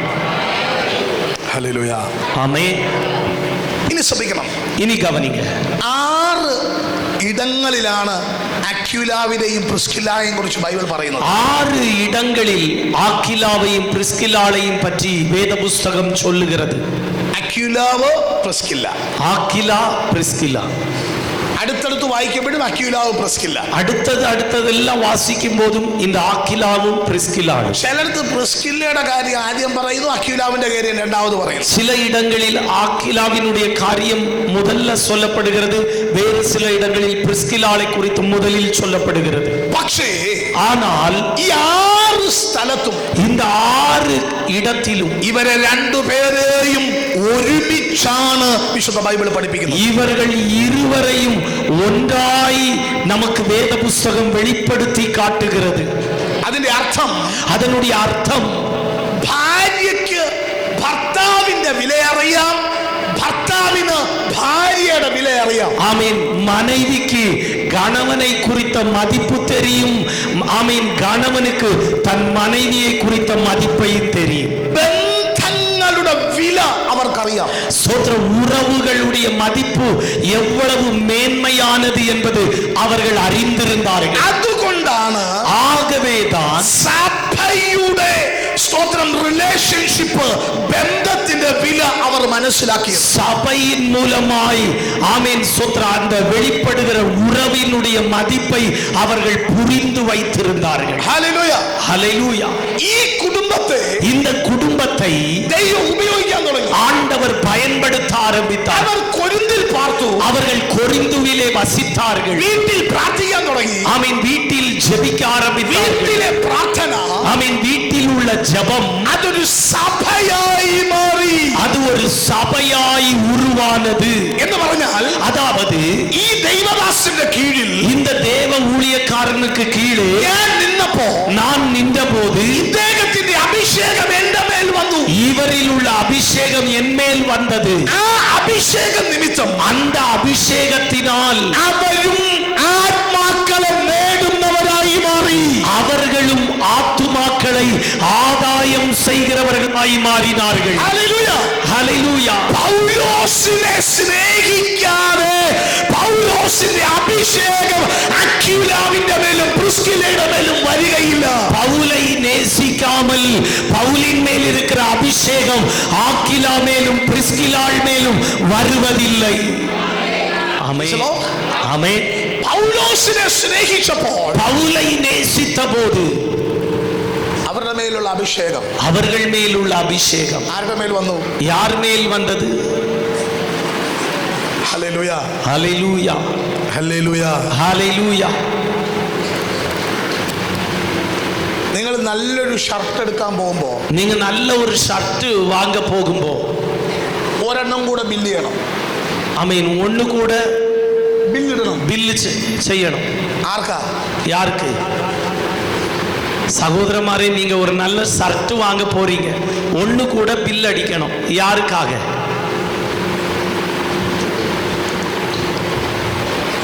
അവർക്ക് അറിഞ്ഞോ ആർക്ക് കൊടുക്കണോ? யாருக்கு கொடுக்கணும்னு உங்களுக்கு தெரியாதா? നിങ്ങൾ ദൈവദാസനെയും കുടുംബത്തെയും കരുതുന്നവരായിരിക്കുക. நீங்க உங்க ஊழியக்காரரை அவருடைய குடும்பத்தை ஆதரிக்கிறவர்களாய் இருக்கணும். അവരുടെ ബർത്ത്ഡേ നിങ്ങൾക്ക് അറിയണം. அவங்களுக்கு எப்போ பர்த்டேன்னு நீங்க அறிந்திருக்கணும். വെഡിങ് ഡേ അറിയണം. அவங்க வெட்டிங் டே உங்களுக்கு தெரிந்திருக்கணும். ഞങ്ങളുടെ വെഡിങ് ഡേയുടെ സമയം, எங்க வெட்டிங் டேக்கு உரிய நேரம் രാത്രി 12 മണിയാകുമ്പോൾ വിശ്വാസികൾ എല്ലാം കൂടെ വീട്ടിൽ വരും. ராத்திரி 12 மணிக்கு விசுவாசிகள் எல்லாரும் வீட்டில் வருவாங்க. ആ നാട്ടിലുള്ളവർക്ക് ഉറങ്ങാൻ പറ്റില്ല. அன்று இரவு பக்கத்து வீட்டுக்காரங்களுக்கு தூங்க முடியாது. അവരെന്തിക്കും அவங்க நினைப்பாங்க, എടാ എല്ലാവർക്കും വെഡിങ് ആനിവേഴ്സറി ഉണ്ട്, ഇങ്ങേർക്ക് മാത്രം എന്താ കുഴപ്പം? இட எல்லாருக்கும் வருஷந்தோறும் வெட்டிங் ஆனிவர்சரி வரும், இவருக்கு மாத்திரம் என்ன இவ்வளவு விசேஷம்? പക്ഷെ ഞങ്ങളുടെ വിശ്വാസികൾക്ക് അതൊരു ആഘോഷമാണ്. ஆனா எங்க விசுவாசிகளுக்கு அது ஒரு கொண்டாட்டம். അതുകൊണ്ട് ഞങ്ങളുടെ സഭ അനുഗ്രഹിക്കപ്പെടുന്നു. ஆகவே எங்க சபை ஆசீர்வதிக்கப்படுகிறது. ஆமென். നിങ്ങളോട് ഞാൻ പറയുന്നു, உங்களோடு நான் சொல்லுகிறேன், നിങ്ങൾ അനുഗ്രഹിക്കപ്പെടാൻ, நீங்க ஆசீர்வதிக்கப்படாமல் നിങ്ങൾക്ക് വേണ്ടി ദൈവം ആക്കി വെച്ചിരിക്കുന്ന വ്യക്തികളെ, ദൈവദാസനെ, കുടുംബത്തെ നിങ്ങൾ ആദരിക്കുക. நீங்கள் ஆசீர்வதிக்கப்படுவதற்கு உங்களுக்கென்று கர்த்தர் ஏற்படுத்தி இருக்கிற ஊழியக்காரரை, குடும்பத்தை அவை நீங்கள் ஆதரிக்கிறவர்களாய் மாறணும்.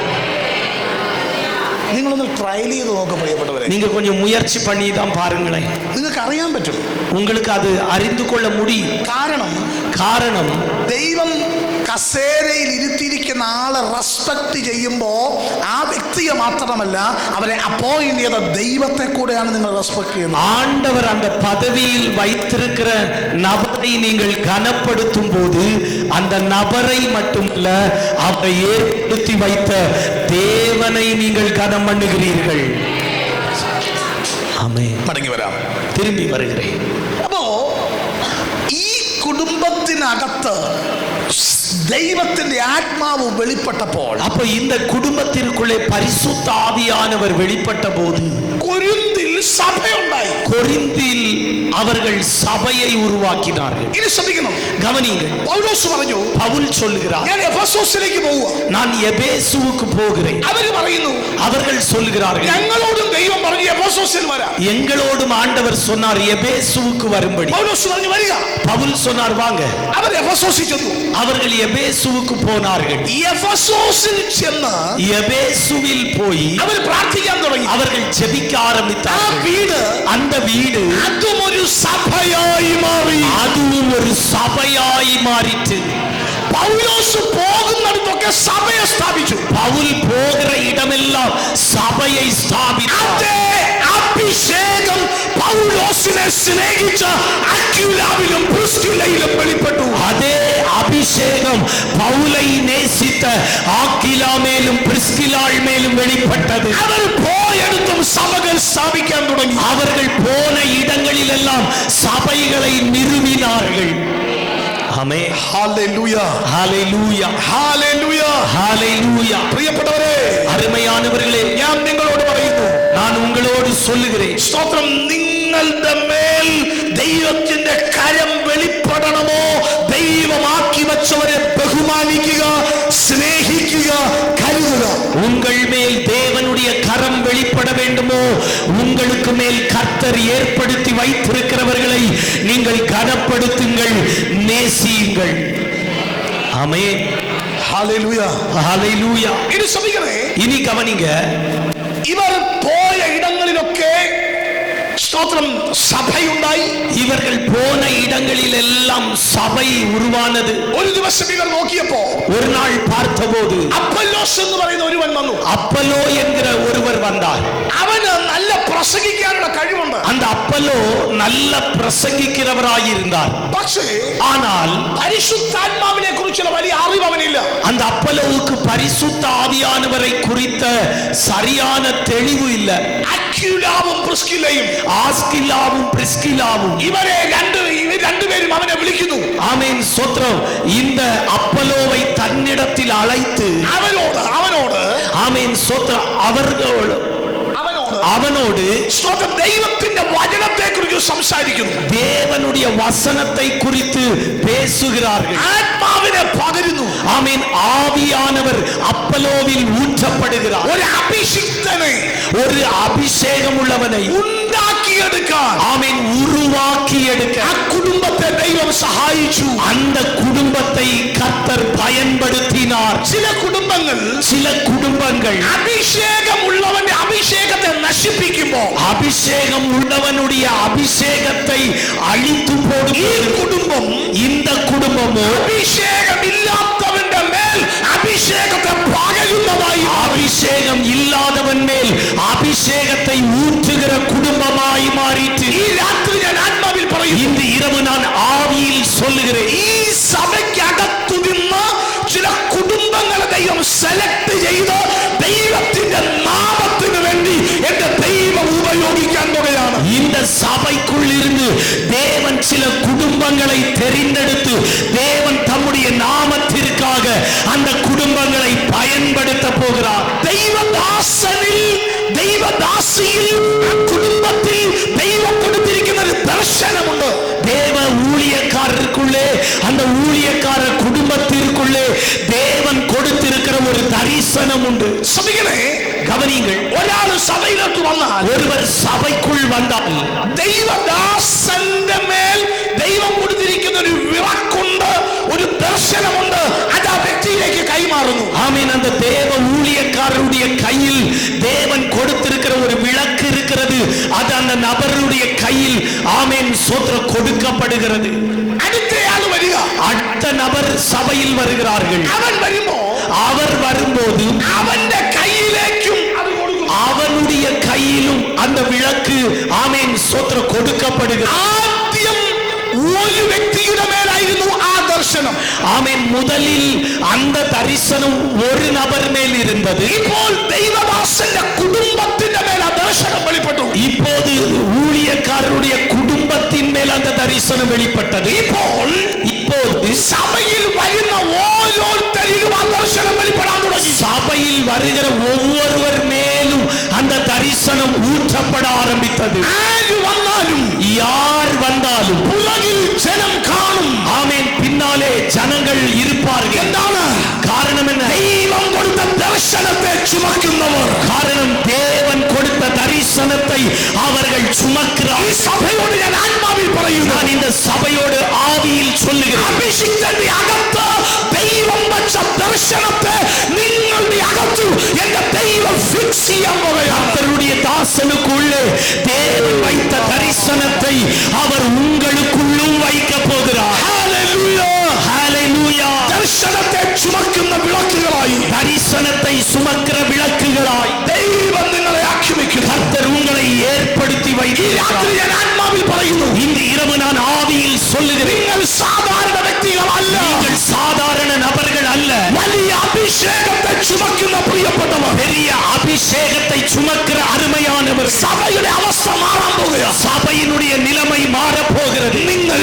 நீங்கள் ബൈബിളിലെ യേശുവിനെ അല്ല ഇനി പ്രസംഗിക്കാൻ പോകുക. பைபிளில் உள்ள இயேசுவை அல்ல பிரசங்கிக்க போவது. നിങ്ങളുടെ ജീവിതത്തെ മാറ്റിയ നിങ്ങളുടെ യേശുവിനെ നിങ്ങൾ പ്രസംഗിക്കാൻ പോകുകയാണ്. உங்க வாழ்க்கையை மாற்றியமைத்த உங்களுடைய இயேசுவை நீங்கள் மற்றவர்களுக்கு விளம்பி கொடுக்க போகிறீர்கள். നിങ്ങളെ സൗഖ്യമാക്കിയ യേശു, உங்களை சுகமாக்கின இயேசு, നിങ്ങളെ അനുഗ്രഹിച്ച യേശു, உங்களை ஆசீர்வதித்த இயேசு നിങ്ങൾ വെളിപ്പെടുത്തി കാണിക്കാൻ நீங்கள் அவரை வெளிப்படுத்தி காண்பிக்க போகிறீர்கள். ഈ രാത്രി ഞാൻ ആത്മാവിൽ സഭയോട് പ്രവചിച്ചു പറയുന്നു, இந்த இரவு நான் ஆவியில் சபையோடு தீர்க்க தரிசனமாய் சொல்லுகிறேன். നിങ്ങളുടെ അനുഭവമായ യേശുവിനെ, உங்கள் அனுபவத்தில் வெளிப்பட்ட இயேசுவை, നിങ്ങളുടെ അനുഭവമായ കർത്താവ്, உங்களுடைய அனுபவமான ஆண்டவரை നിങ്ങൾ പകർന്നു കൊടുക്കാൻ പോകും. நீங்கள் மற்றவர்களுக்கு பகிர்ந்தளிக்க போகிறீர்கள். ആമേൻ. ஆமென்.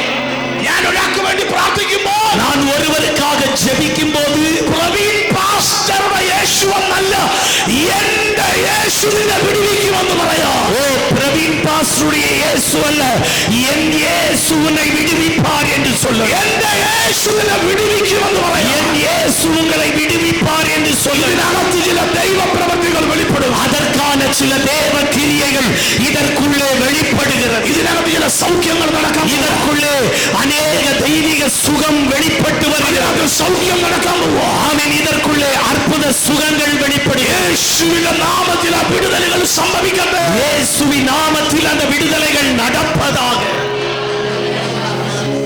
ഹല്ലേലൂയ. ஹல்லேலூயா. പൗലോസിലൂടെ பவுலின் மூலமாய் അക്വിലാവും പ്രിസ്കില്ലായും കർത്താവിനെ കണ്ടു. ஆஸ்கிலாவும் பிரிஸ்கிலாலும் கர்த்தரை கண்டடைந்தார்கள். ദൈവത്തിന്റെ സ്വഭാവം പൗലോസിൽ, ஆண்டவருடைய சுபாவம் பவுலின் மேல், ദൈവിക അഭിഷേകം പൗലോസിൽ, தெய்வீக அபிஷேகம் பவுலின் மேல், ആ അഭിഷേകം அந்த அபிஷேகம் അക്വിലാവിലും പ്രിസ്കില്ലായിലും വെളിപ്പെട്ടു. ஆஸ்கிலாவிலும் பிரிஸ்கிலாளிலும் வெளிப்பட்டது. ദൈവം നേരിട്ടല്ല കൊടുത്തത്, ஆண்டவர் நேரடியாக கொடுக்கல, പൗലോസിന്റെ പേര് പകർന്നു. பவுலின் மேல் அவர் ஊற்றினார். പൗലോസിൽ നിന്ന് അടുത്ത ആളിലേക്ക് പകർന്നു. பவுலில் இருந்து மற்றவர்கள் மேல் பகிர்ந்தளிக்கப்படுகிறது. ദൈവത്തിൽ നിന്ന് എലീശായിലേക്കല്ല, ஆமென். தேவனிடத்தில் இருந்து எலிசாவில் அல்ல, ദൈവത്തിൽ നിന്ന് ഏലിയാവിലേക്ക്, ഏലിയാവിൽ നിന്ന് എലീശായിലേക്ക്. தேவனிடத்தில் இருந்து எலியாவிலும் எலியாவின் மேல் இருந்து எலிசாவிலும் ஊற்றப்பட்டது. ക്രിസ്തുവിൽ നിന്ന് അപ്പോസ്തലന്മാരിൽ നിന്ന് 120 പേരിലേക്ക്. ஆமென். கிறிஸ்துவில் இருந்து அப்போஸ்தலர்களில் இருந்து 120 பேர் மேலும். ദൈവത്തിന്റെ പാറ്റേൺ അതാണ്. ஆமென். தேவனுடைய வழிமுறை அதுதான். ഹല്ലേലൂയ, ஹalleluya. ശ്രദ്ധിക്കണം. கவனிங்கள். കൊരിന്തിൽ സഭ, கொரிந்திலே சபை, എഫെസോസിലെ സഭ, எபேசுவில் சபை, അവർ അനുഗ്രഹിക്കപ്പെടാൻ തുടങ്ങി. அவர்கள் ஆசீர்வதிக்கப்பட ஆரம்பித்தார்கள். അവർ ദൈവദാസന്മാരെ ഉണ്ടാക്കിയെടുക്കാൻ തുടങ്ങി. அவர்கள் ஊழியக்காரர்களை உருவாக்கி எடுக்க ஆரம்பித்தார்கள். സഭകളെ ഉണ്ടാക്കിയെടുക്കാൻ തുടങ്ങി. சபைகளை அவர்கள் உருவாக்க ஆரம்பித்தார்கள். വലിയ ബ്ലെസ്സിംഗ് അവരിൽ വെളിപ്പെട്ടു. ஒரு பெரிய ஆசீர்வாதம் அவர்களில் வெளிப்பட்டது. ആമേൻ. ஆமென். ശ്രദ്ധിക്കണം.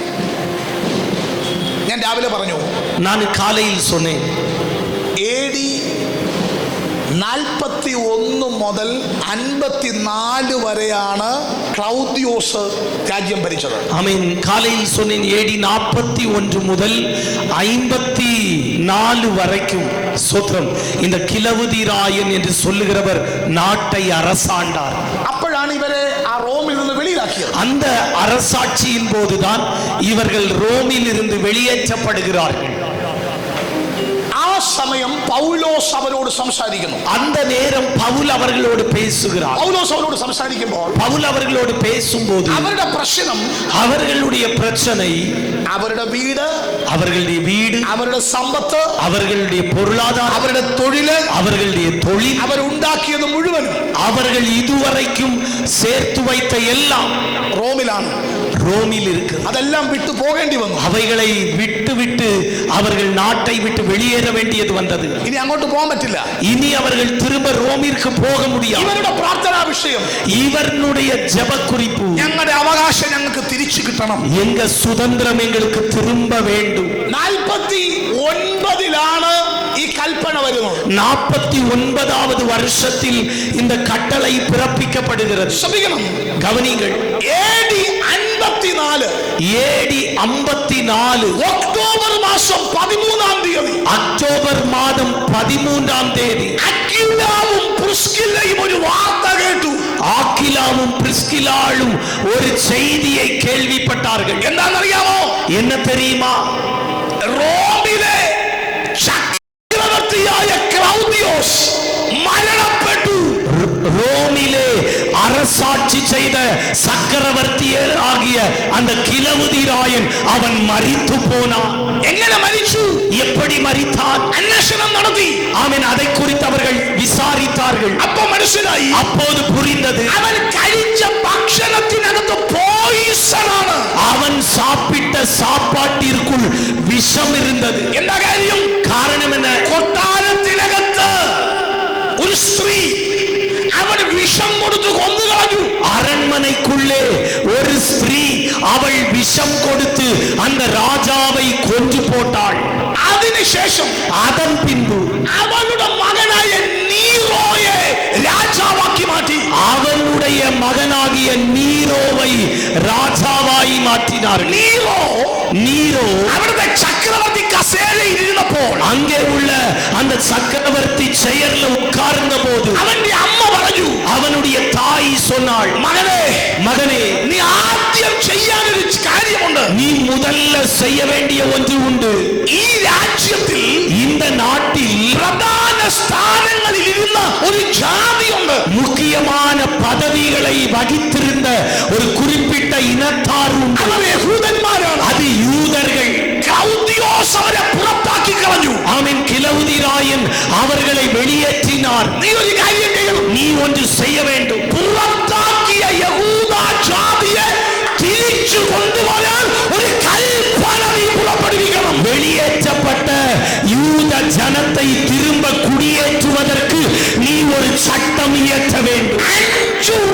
വർഷം പ്രാർത്ഥിച്ച പ്രാർത്ഥനയ്ക്ക് മറുപടിയായി അക്വിലാവും പ്രിസ്കില്ലയും റോമിലേക്ക് പോയി.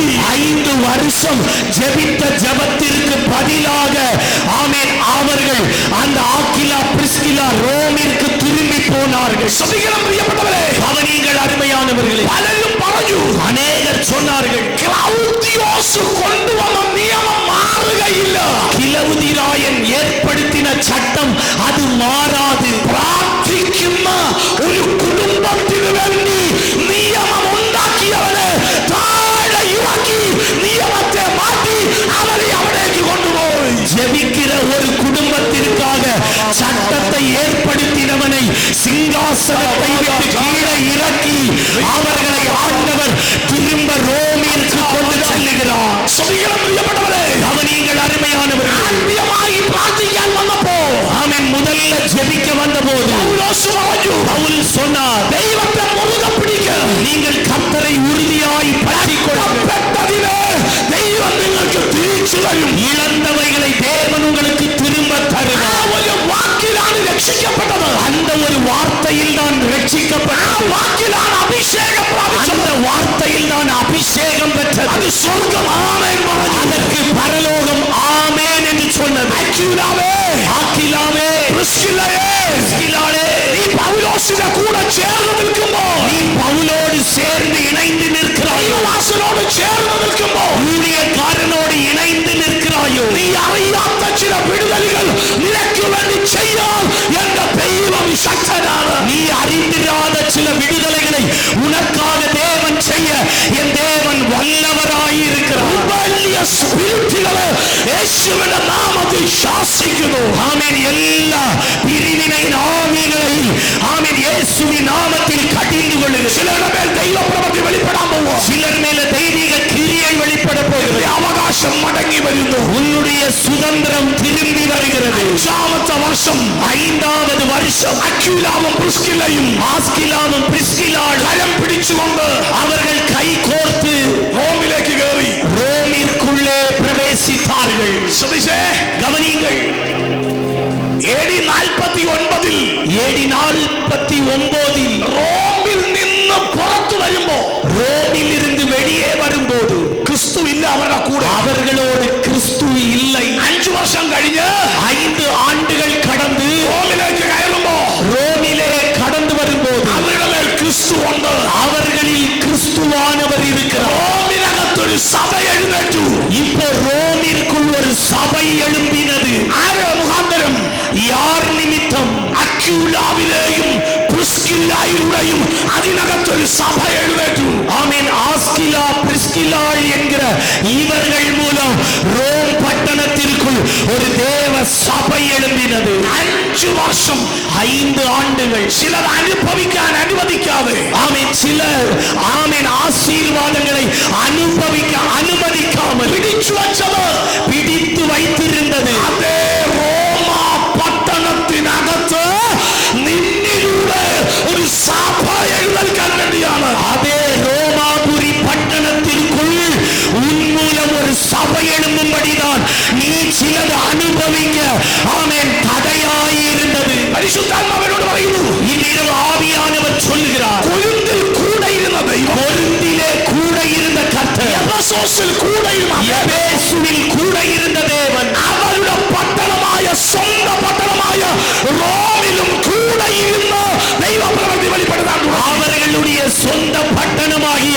ரோமாபுரியிலும் கூட இருந்து கர்த்தர் தம்முடைய கிரியைகளை வெளிப்படுத்தினார். ഹല്ലേലൂയ. ஆமென். പലരും പറഞ്ഞു, அநேகர் சொன்னாங்க, കൊരിന്തിലെ ജനം പറയുന്നു, கொரிந்திலே ஜனம் சொல்லுகிறார், അക്വിലാവും പ്രിസ്കില്ലയും ഞങ്ങൾക്ക് അനുഗ്രഹമാണ്. ஆஸ்கிலாவும் பிரிஸ்கில்லாளும் எங்களுக்கு ஒரு ஆசீர்வாதம். എഫെസോസിലെ ജനം പറയുന്നു, எபேசுவில் ஜனம் சொல்லுகிறார்கள், അക്വിലാവും പ്രിസ്കില്ലയും ഞങ്ങൾക്ക് അനുഗ്രഹമാണ്. ஆஸ்கிலாளும் பிரிஸ்கில்லாளும் எங்களுக்கு ஆசீர்வாதம். இப்போ സ്വന്തം പട്ടണത്തിലേക്ക് വന്നു. ஆமென். அவர்களுடைய சொந்த பட்டணத்தில் வந்தபோது ജനിച്ച പട്ടണം, அவர்கள் பிறந்த பட்டணம், ജീവിച്ച പട്ടണം, அவர்கள் வாழ்ந்த பட்டணம், അവരെ ദൈവം ഉപയോഗിച്ച പട്ടണം, அவர்களை கர்த்தர் பயன்படுத்தின பட்டணம், സമ്പത്തുള്ള പട്ടണം, அவர்களுடைய பொருளாதாரம் இருக்கிற பட்டணம். ആ പട്ടണത്തിൽ அந்த பட்டணத்தில் അവരുടെ നന്മ ദൈവം തിരിച്ചു കൊടുത്തു. அவர்களுடைய நன்மையை தேவன் திரும்ப அவர்களுக்கு கொடுத்தார். പട്ടണത്തിനകത്ത്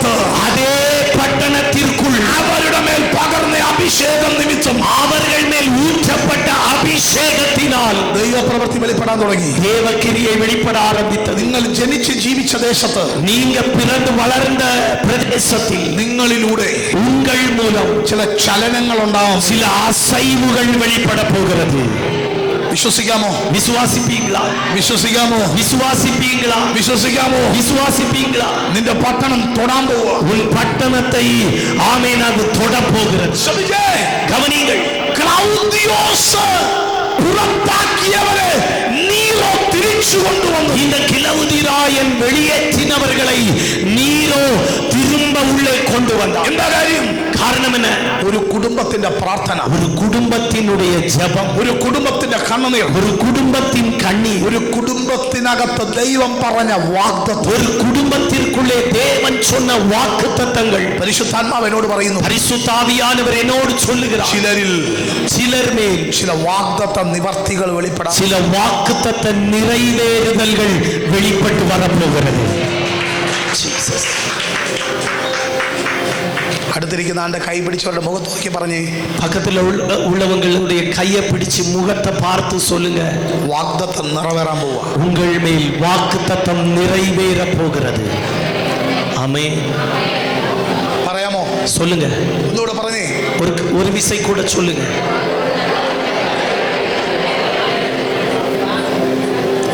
വാഗ്ദത്തം നിറവേറാൻ പോവാ. வாக்குத்தத்தம் நிறைவேற போகிறது. ஆமென். വയസ്സായ സക്കറിയാവിനോട്, வயதான சகரியாவோடு ദൂതൻ വന്നിട്ട് പറയുന്നു, தூதன் வந்து சொல்லுகிறார், നിന്റെ ഭാര്യ ഒരു കുഞ്ഞിന് ജന്മം കൊടുക്കാൻ പോവുക. உன் மனைவி ஒரு குமாரனை பெற்றெடுக்க போகிறாள்.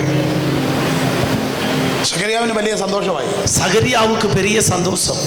ഒരു കുഞ്ഞിനെ കിട്ടുകയല്ലേ, ஒரு குழந்தை கிடைக்குது. ആമേൻ. ஆமென். ഭാര്യയോട് വന്നിട്ട് പറഞ്ഞു, மனைவியோடு வந்து சொன்னான். എലിസബത്തിന്റെ പ്രായം സ്തോത്രം ചെറിയ വയസ്സല്ല. எலிசபெத்தினுடைய வயதை குறித்து நாம் பார்க்கும்போது அது ஒரு வாலிப வயது அல்ல. വയസ്സാകുമ്പോഴത്തേനും വീട്ടിനകത്ത് ഇരിക്കാൻ ആഗ്രഹിക്കോ, വീട്ടിന്റെ വെളിയിൽ നിൽക്കാൻ? சோத்திரம். முதிர் வயது ஆகும்போது வீட்டுக்குள்ள இருக்கணும்னு விரும்புவாங்களா, வீட்டுக்கு வெளியே போகணும்னு விரும்புவாங்களா?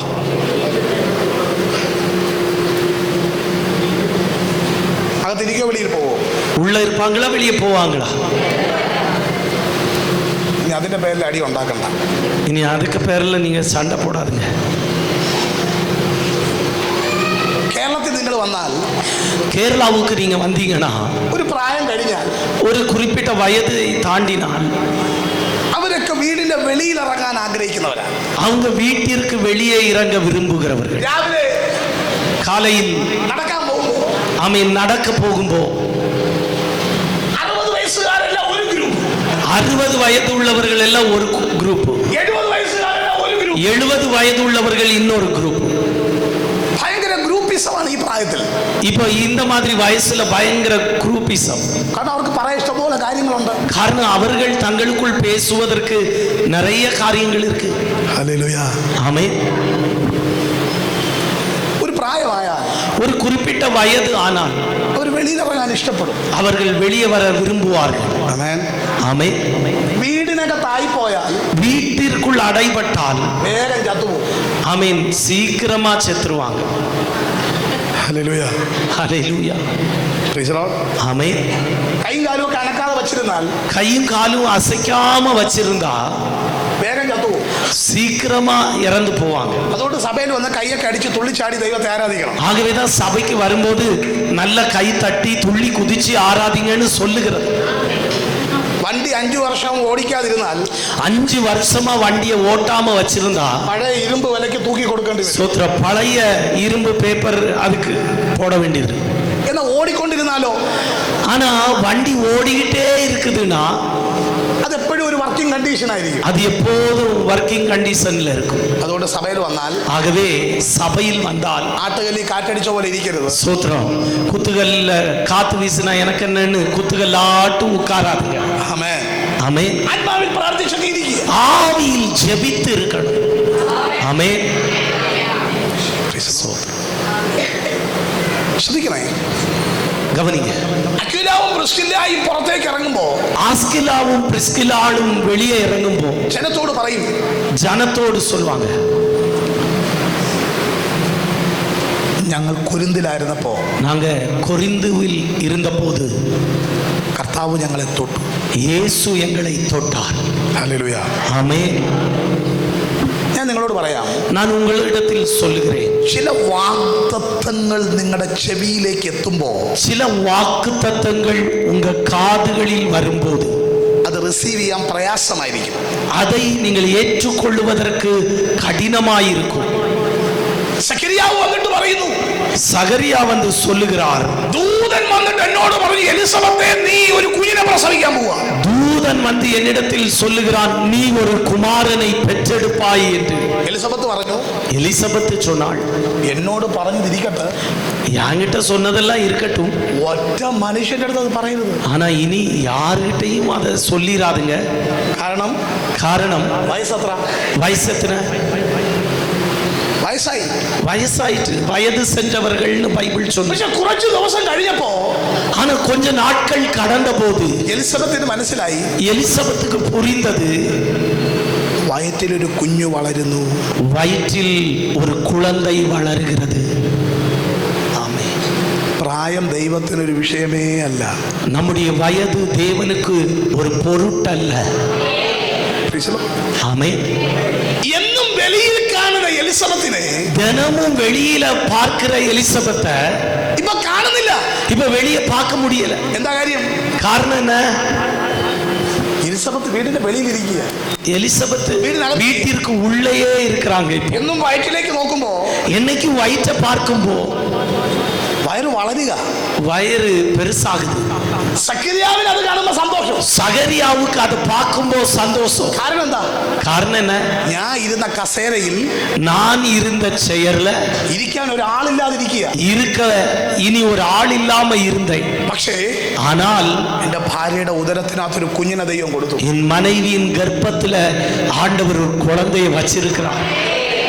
പക്ഷെ എലിസബത്തിന് ஆனால் எலிசபெத்துக்கு അത് പറയാൻ ഇഷ്ടമല്ല. அது சொல்ல வெளியே காண்பிக்க பிடிக்கல. അതുകൊണ്ട് അവൾ അകത്ത് ഒളിച്ചിരുന്നു. ஆகவே அவள் உள்ளே மறைந்திருக்கிறாள். ചില എലിസബത്തുമാർ ഇങ്ങനെയാ. சில எலிசபெத்துகள் அப்படிதான். ദൈവം അത്ഭുതം ചെയ്താലും മിണ്ടത്തില്ല. ஆண்டவர் அற்புதம் செய்தாலும் சோத்திரம் பேசாம இருந்துருவார். ആരും അറിയാതിരിക്കുക. யாருக்கும் தெரியக்கூடாது. ദൈവത്തിന്റെ ദൂതൻ ஆண்டவருடைய தூதன் മറിയയെ തട്ടി വിളിച്ചു. மரியாளை தட்டி எழுப்பினார். എന്നിട്ട് അവളോട് പറഞ്ഞു, அவளோடு சொன்னான், നിന്റെ ചാർച്ചക്കാരി എലിസബത്ത് ഉണ്ടല്ലോ, உன்னுடைய ஆமேன் சோத்திரம் உறவு முறையில் இருக்கிற எலிசபெத் இருக்கிறாளே, അവളുടെ ഉദരത്തിനകത്ത് ഒരു തലമുറയുണ്ട്. அவளுடைய வயிற்றில் ஒரு குழந்தை இருக்குது. അത് ആരും അറിയാതിരിക്കാൻ വേണ്ടി ഫ്രീ സൈസ് ഡ്രസ് ഇട്ട് നടക്കുക. அது யாருக்கும் தெரியாம இருப்பதற்காக எலிசபெத் ஃப்ரீ சைஸ் வஸ்திரம் தரித்து அவள் இருக்கிறாள். നീ അതുകൊണ്ട് അവിടെ ചെല്ലാൻ പറഞ്ഞു. நீ ஆகவே மரியாளே அங்க அவளிடத்தில் போ. അങ്ങനെ அப்படி മറിയ ആപ്പിളും ഓറഞ്ചും ഒക്കെ വാങ്ങിച്ചോണ്ട് കാണാൻ ചെന്നു. மரியாள் ஆப்பிளும் ஆரஞ்சு எல்லாம் வாங்கிட்டு எலிசபெத்தை பார்க்க போகிறாங்க. ആരും അറിയാതിരിക്കുക. யாரும் தெரியாம இருக்கிறாங்க. ഇനി ശ്രദ്ധിക്കണേ, கவனிங்க. മറിയ വീട്ടിൽ നിന്ന് ഇറങ്ങിയപ്പോ மரியாள் வீட்டுல இருந்து இறங்கின புறப்பட்ட போ അടുത്ത വീട്ടുകാർ ചോദിച്ചു, பக்கத்து வீட்டுல உள்ளவங்க கேட்டாங்க, ആപ്പിളും ഓറഞ്ചും ആയിട്ട് അങ്ങോട്ട് പോകും. ஆப்பிளும் ஆரஞ்சும் கொண்டு எங்க போகிறா? ചാർച്ചക്കാരി എലിസബത്ത് ഗർഭിണിയായി. சோத்திர உறவுக்கார பெண்ணு அந்த எலிசபெத் கர்ப்பம் தரித்திருக்கிறார்கள். വണ്ടിയിലോട്ട് കയറിയപ്പോ ஆமீன். வண்டியில ஏறின போது ആൾക്കാർ ചോദിച്ചു, ஆட்கள் கேட்டாங்க, ആപ്പിളും ഓറഞ്ചും ആയിട്ട് എങ്ങോട്ട് പോകും? ஆப்பிளும் ஆரஞ்சும் கொண்டு எங்க போகிறீங்க? എലിസബത്ത് ഗർഭിണിയാ. எலிசபெத் கர்ப்பிணி. ആമേൻ. ஆமென். അവിടെ നിന്ന് ഇവിടം വരെ, அங்க இருந்து இங்க வர സകലരും അറിഞ്ഞു. எல்லாரோடும் சொன்னாங்க, നീ ഒളിച്ചിരിക്കാൻ നോക്കിയാൽ நீ மறைந்திருக்க பார்த்தாலும் നാട്ടുകാർ മുഴുവനും അറിയും. ஊரார் எல்லாரும் அறிந்து கொள்வார்கள். ஆமென். മറിയ വന്നിട്ട് പറഞ്ഞു, மரியாள் வந்து சொல்லுகிறாங்க, ഇനി ഫ്രീ സൈസ് ഇട്ട് ആരെയും പറ്റിക്കാൻ പറ്റില്ല. இனி நீங்க ஃப்ரீ சைஸ்ல உடுத்துட்டு யாரையும் ஏமாத்த முடியாது. എല്ലാരും അറിഞ്ഞു. எல்லாருக்கும் தெரியும். ആമേൻ. ஸ்தோத்திரம். നിന്റെ രഹസ്യമായ പ്രാർത്ഥനയ്ക്ക് ദൈവം പരസ്യമായി മറുപടി തരുന്ന ഒരു സമയമുണ്ട്. உன்னுடைய அந்தரங்கத்தில் ஆமென் செய்யப்படுகிற ஜெபத்திற்கு தேவன் வெளியரங்கமாய் அவர் பதிலளிப்பார். സംഭവിക്കട്ടെ. அது நடப்பதா? സംഭവിക്കട്ടെ. அது நடப்பதா? ദൈവദാസന്മാരെ, கர்த்தருடைய தாசர்களே, നിങ്ങളുടെ പ്രാർത്ഥനയ്ക്ക് മറുപടി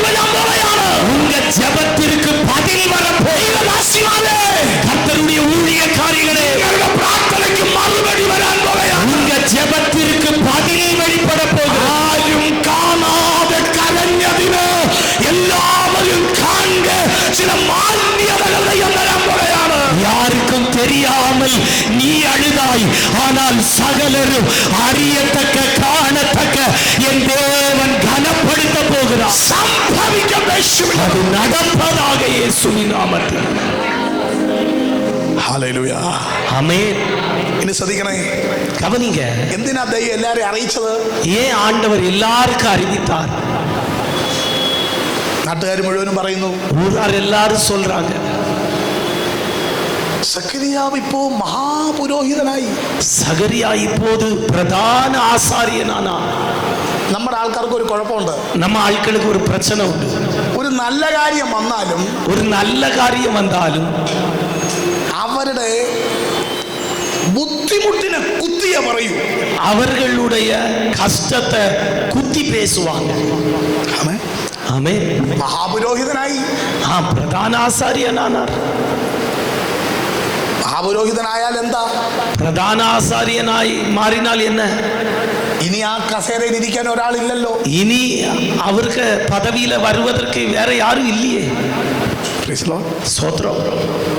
പക്ഷേ ஆனால் സക്കറിയാവിനെയും എലിസബത്തിനെയും കുറിച്ച് சகரியாவையும் எலிசபெத்தையும் பற்றி നിന്ദിച്ചു പറഞ്ഞ ജനം நிந்தித்து பேசின சிலர் ഇപ്പോ ഒരു വാർത്ത കേൾക്കുന്നു. இப்போ ஒரு செய்தியை கேள்விப்படுகிறார்கள். ശുശ്രൂഷയ്ക്ക് വേണ്ടി വീണ നറുക്ക്, ஊழியத்திற்கென்று போடப்பட்ட சீட்டு അവരുടെ ജീവിതത്തെ മാറ്റി. அது அவர்கள் வாழ்க்கையையே மாற்றி அமைத்தது. അവരുടെ ജീവിതത്തെ മാറ്റി. அவர்கள் வாழ்க்கையையே மாற்றினது. സക്കറിയാവിന് സംസാരിക്കാൻ വയ്യ. சகரியாவுக்கு பேச முடியல. ഞാൻ നിങ്ങളോട് പറയാം. நான் உங்களோடு சொல்லுகிறேன். സക്കറിയാവ് ദൂതനോട് ചോദിച്ചു, சகரியா தூதனோடு கேட்டார், എങ്ങനെ നടക്കും? இது எப்படியாகும்? ഇതേ ചോദ്യം മറിയ ചോദിച്ചു. இதே கேள்வி மரியாள் கேட்டார்கள். അല്ലേ? அப்படிதானே? അല്ലേ? ஆமென். മറിയയുടെ വാ അടഞ്ഞോ? மரியாளுடைய வாய் அடைக்கப்பட்டதா? இல்ல. ദൈവത്തിന് മുഖപക്ഷം ഉണ്ടോ? அப்ப ஆண்டவருக்கு பட்சபாதம் பார்க்கிறாரோ? സക്കറിയാവേ, சகரியாவே, നീ അറിവുള്ളവൻ. நீ அறிவு உள்ளவன்.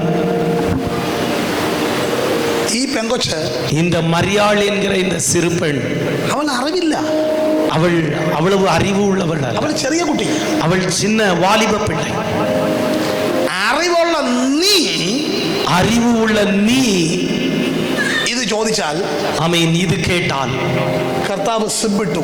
ஆமீன், அது கேட்டப்போ அவன் வாய்க்கு ஆண்டவர் சிப்பு போட்டார். ഹല്ലേലൂയ. ஹல்லேலூயா.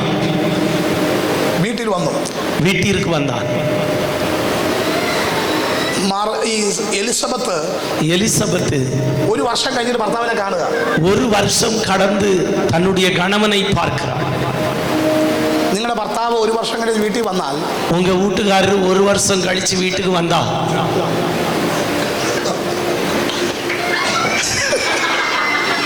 മോനെ ഇപ്പൊ ഈ പറഞ്ഞത് ലൈവിൽ എടുത്ത് ഇതിന് ഭാര്യയ്ക്ക് ഇട്ട് കൊടുക്കണം. അതെ, ஆமென். കേറി വന്ന ഭർത്താവ്, வீட்டில் கடந்து வந்த கணவர், നന്നായി സംസാരിച്ചുകൊണ്ടിരുന്ന ആള്, நல்ல பேசிட்டு இருந்தவர், ഇപ്പൊ ആംഗ്യം കാണിക്കുക, വെള്ളം വേണം, இப்போ சைகை காட்டுகிறார், தண்ணி வேணும், കിടക്കാൻ പോകുന്നു, நான் படுக்க போறேன், ആക്ഷൻ സോങ് കളിക്കുക. சோத்ரா ஆக்சன் சாங். എലിസബത്തിന്റെ അവസ്ഥ എന്തായിരിക്കും? அப்போ எலிசபெத்தினுடைய நிலைமை என்னவா இருக்கும்? നിങ്ങളൊന്ന് ചിന്തിച്ചു നോക്ക്. போகும்போது வீட்டை விட்டு போகும்போது அவர் பேசுகிறவரா இருந்தா, ஒரு வருஷம் கழிச்சு வர்றாரு ஊழியம் முடிச்சு.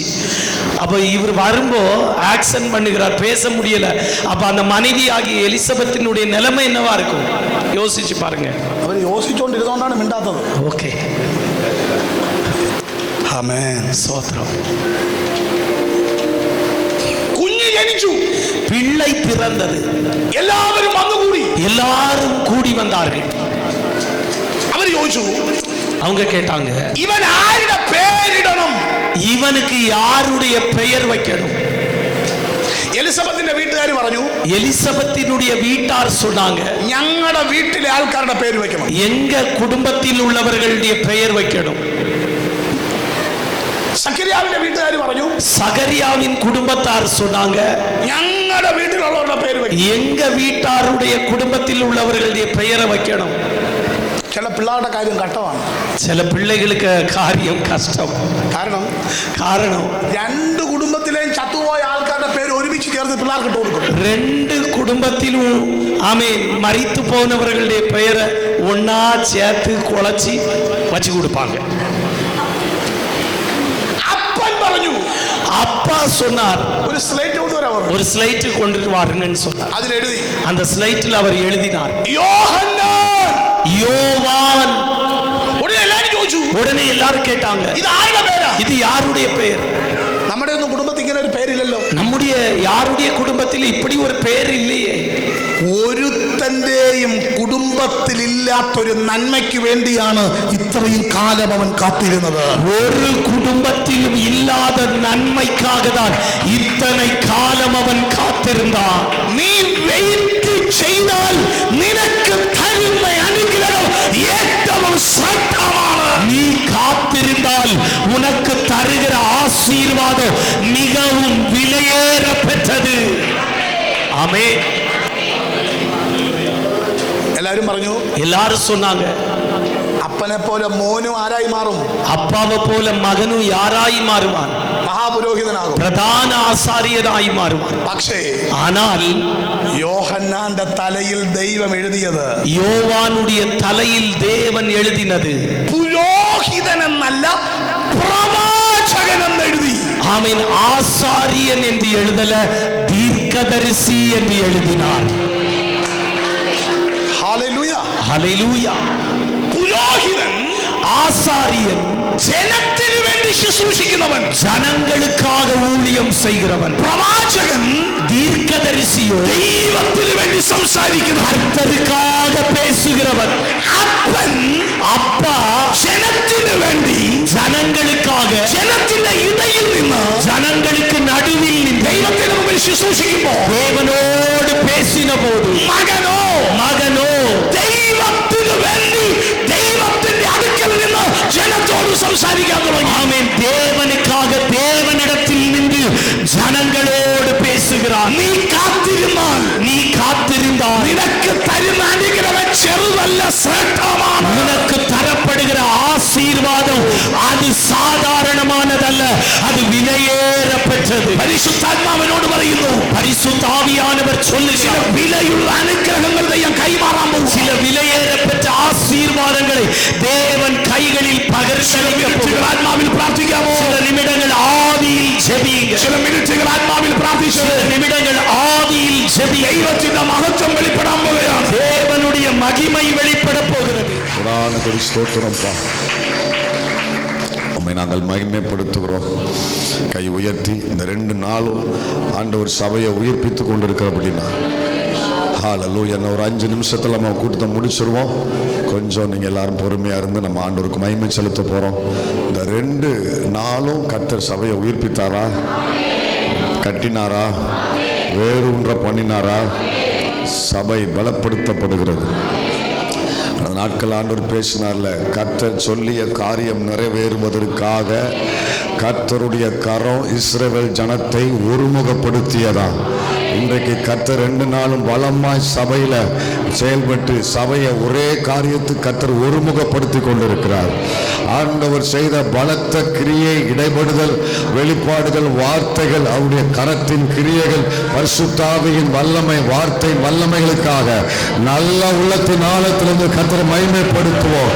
ஏகோ துணா மரக்கா ஷேகோ துணா மரபோ. நன்றி, நன்றி அப்பா, கொடான கொடி ஸ்தோத்திரம். ஹல்லேலூயா, ஹல்லேலூயா, ஹல்லேலூயா. அப்படியே கையை உயர்த்தி ஊழியக்காரர்களுக்காக ஜெபம் பண்ணுங்க.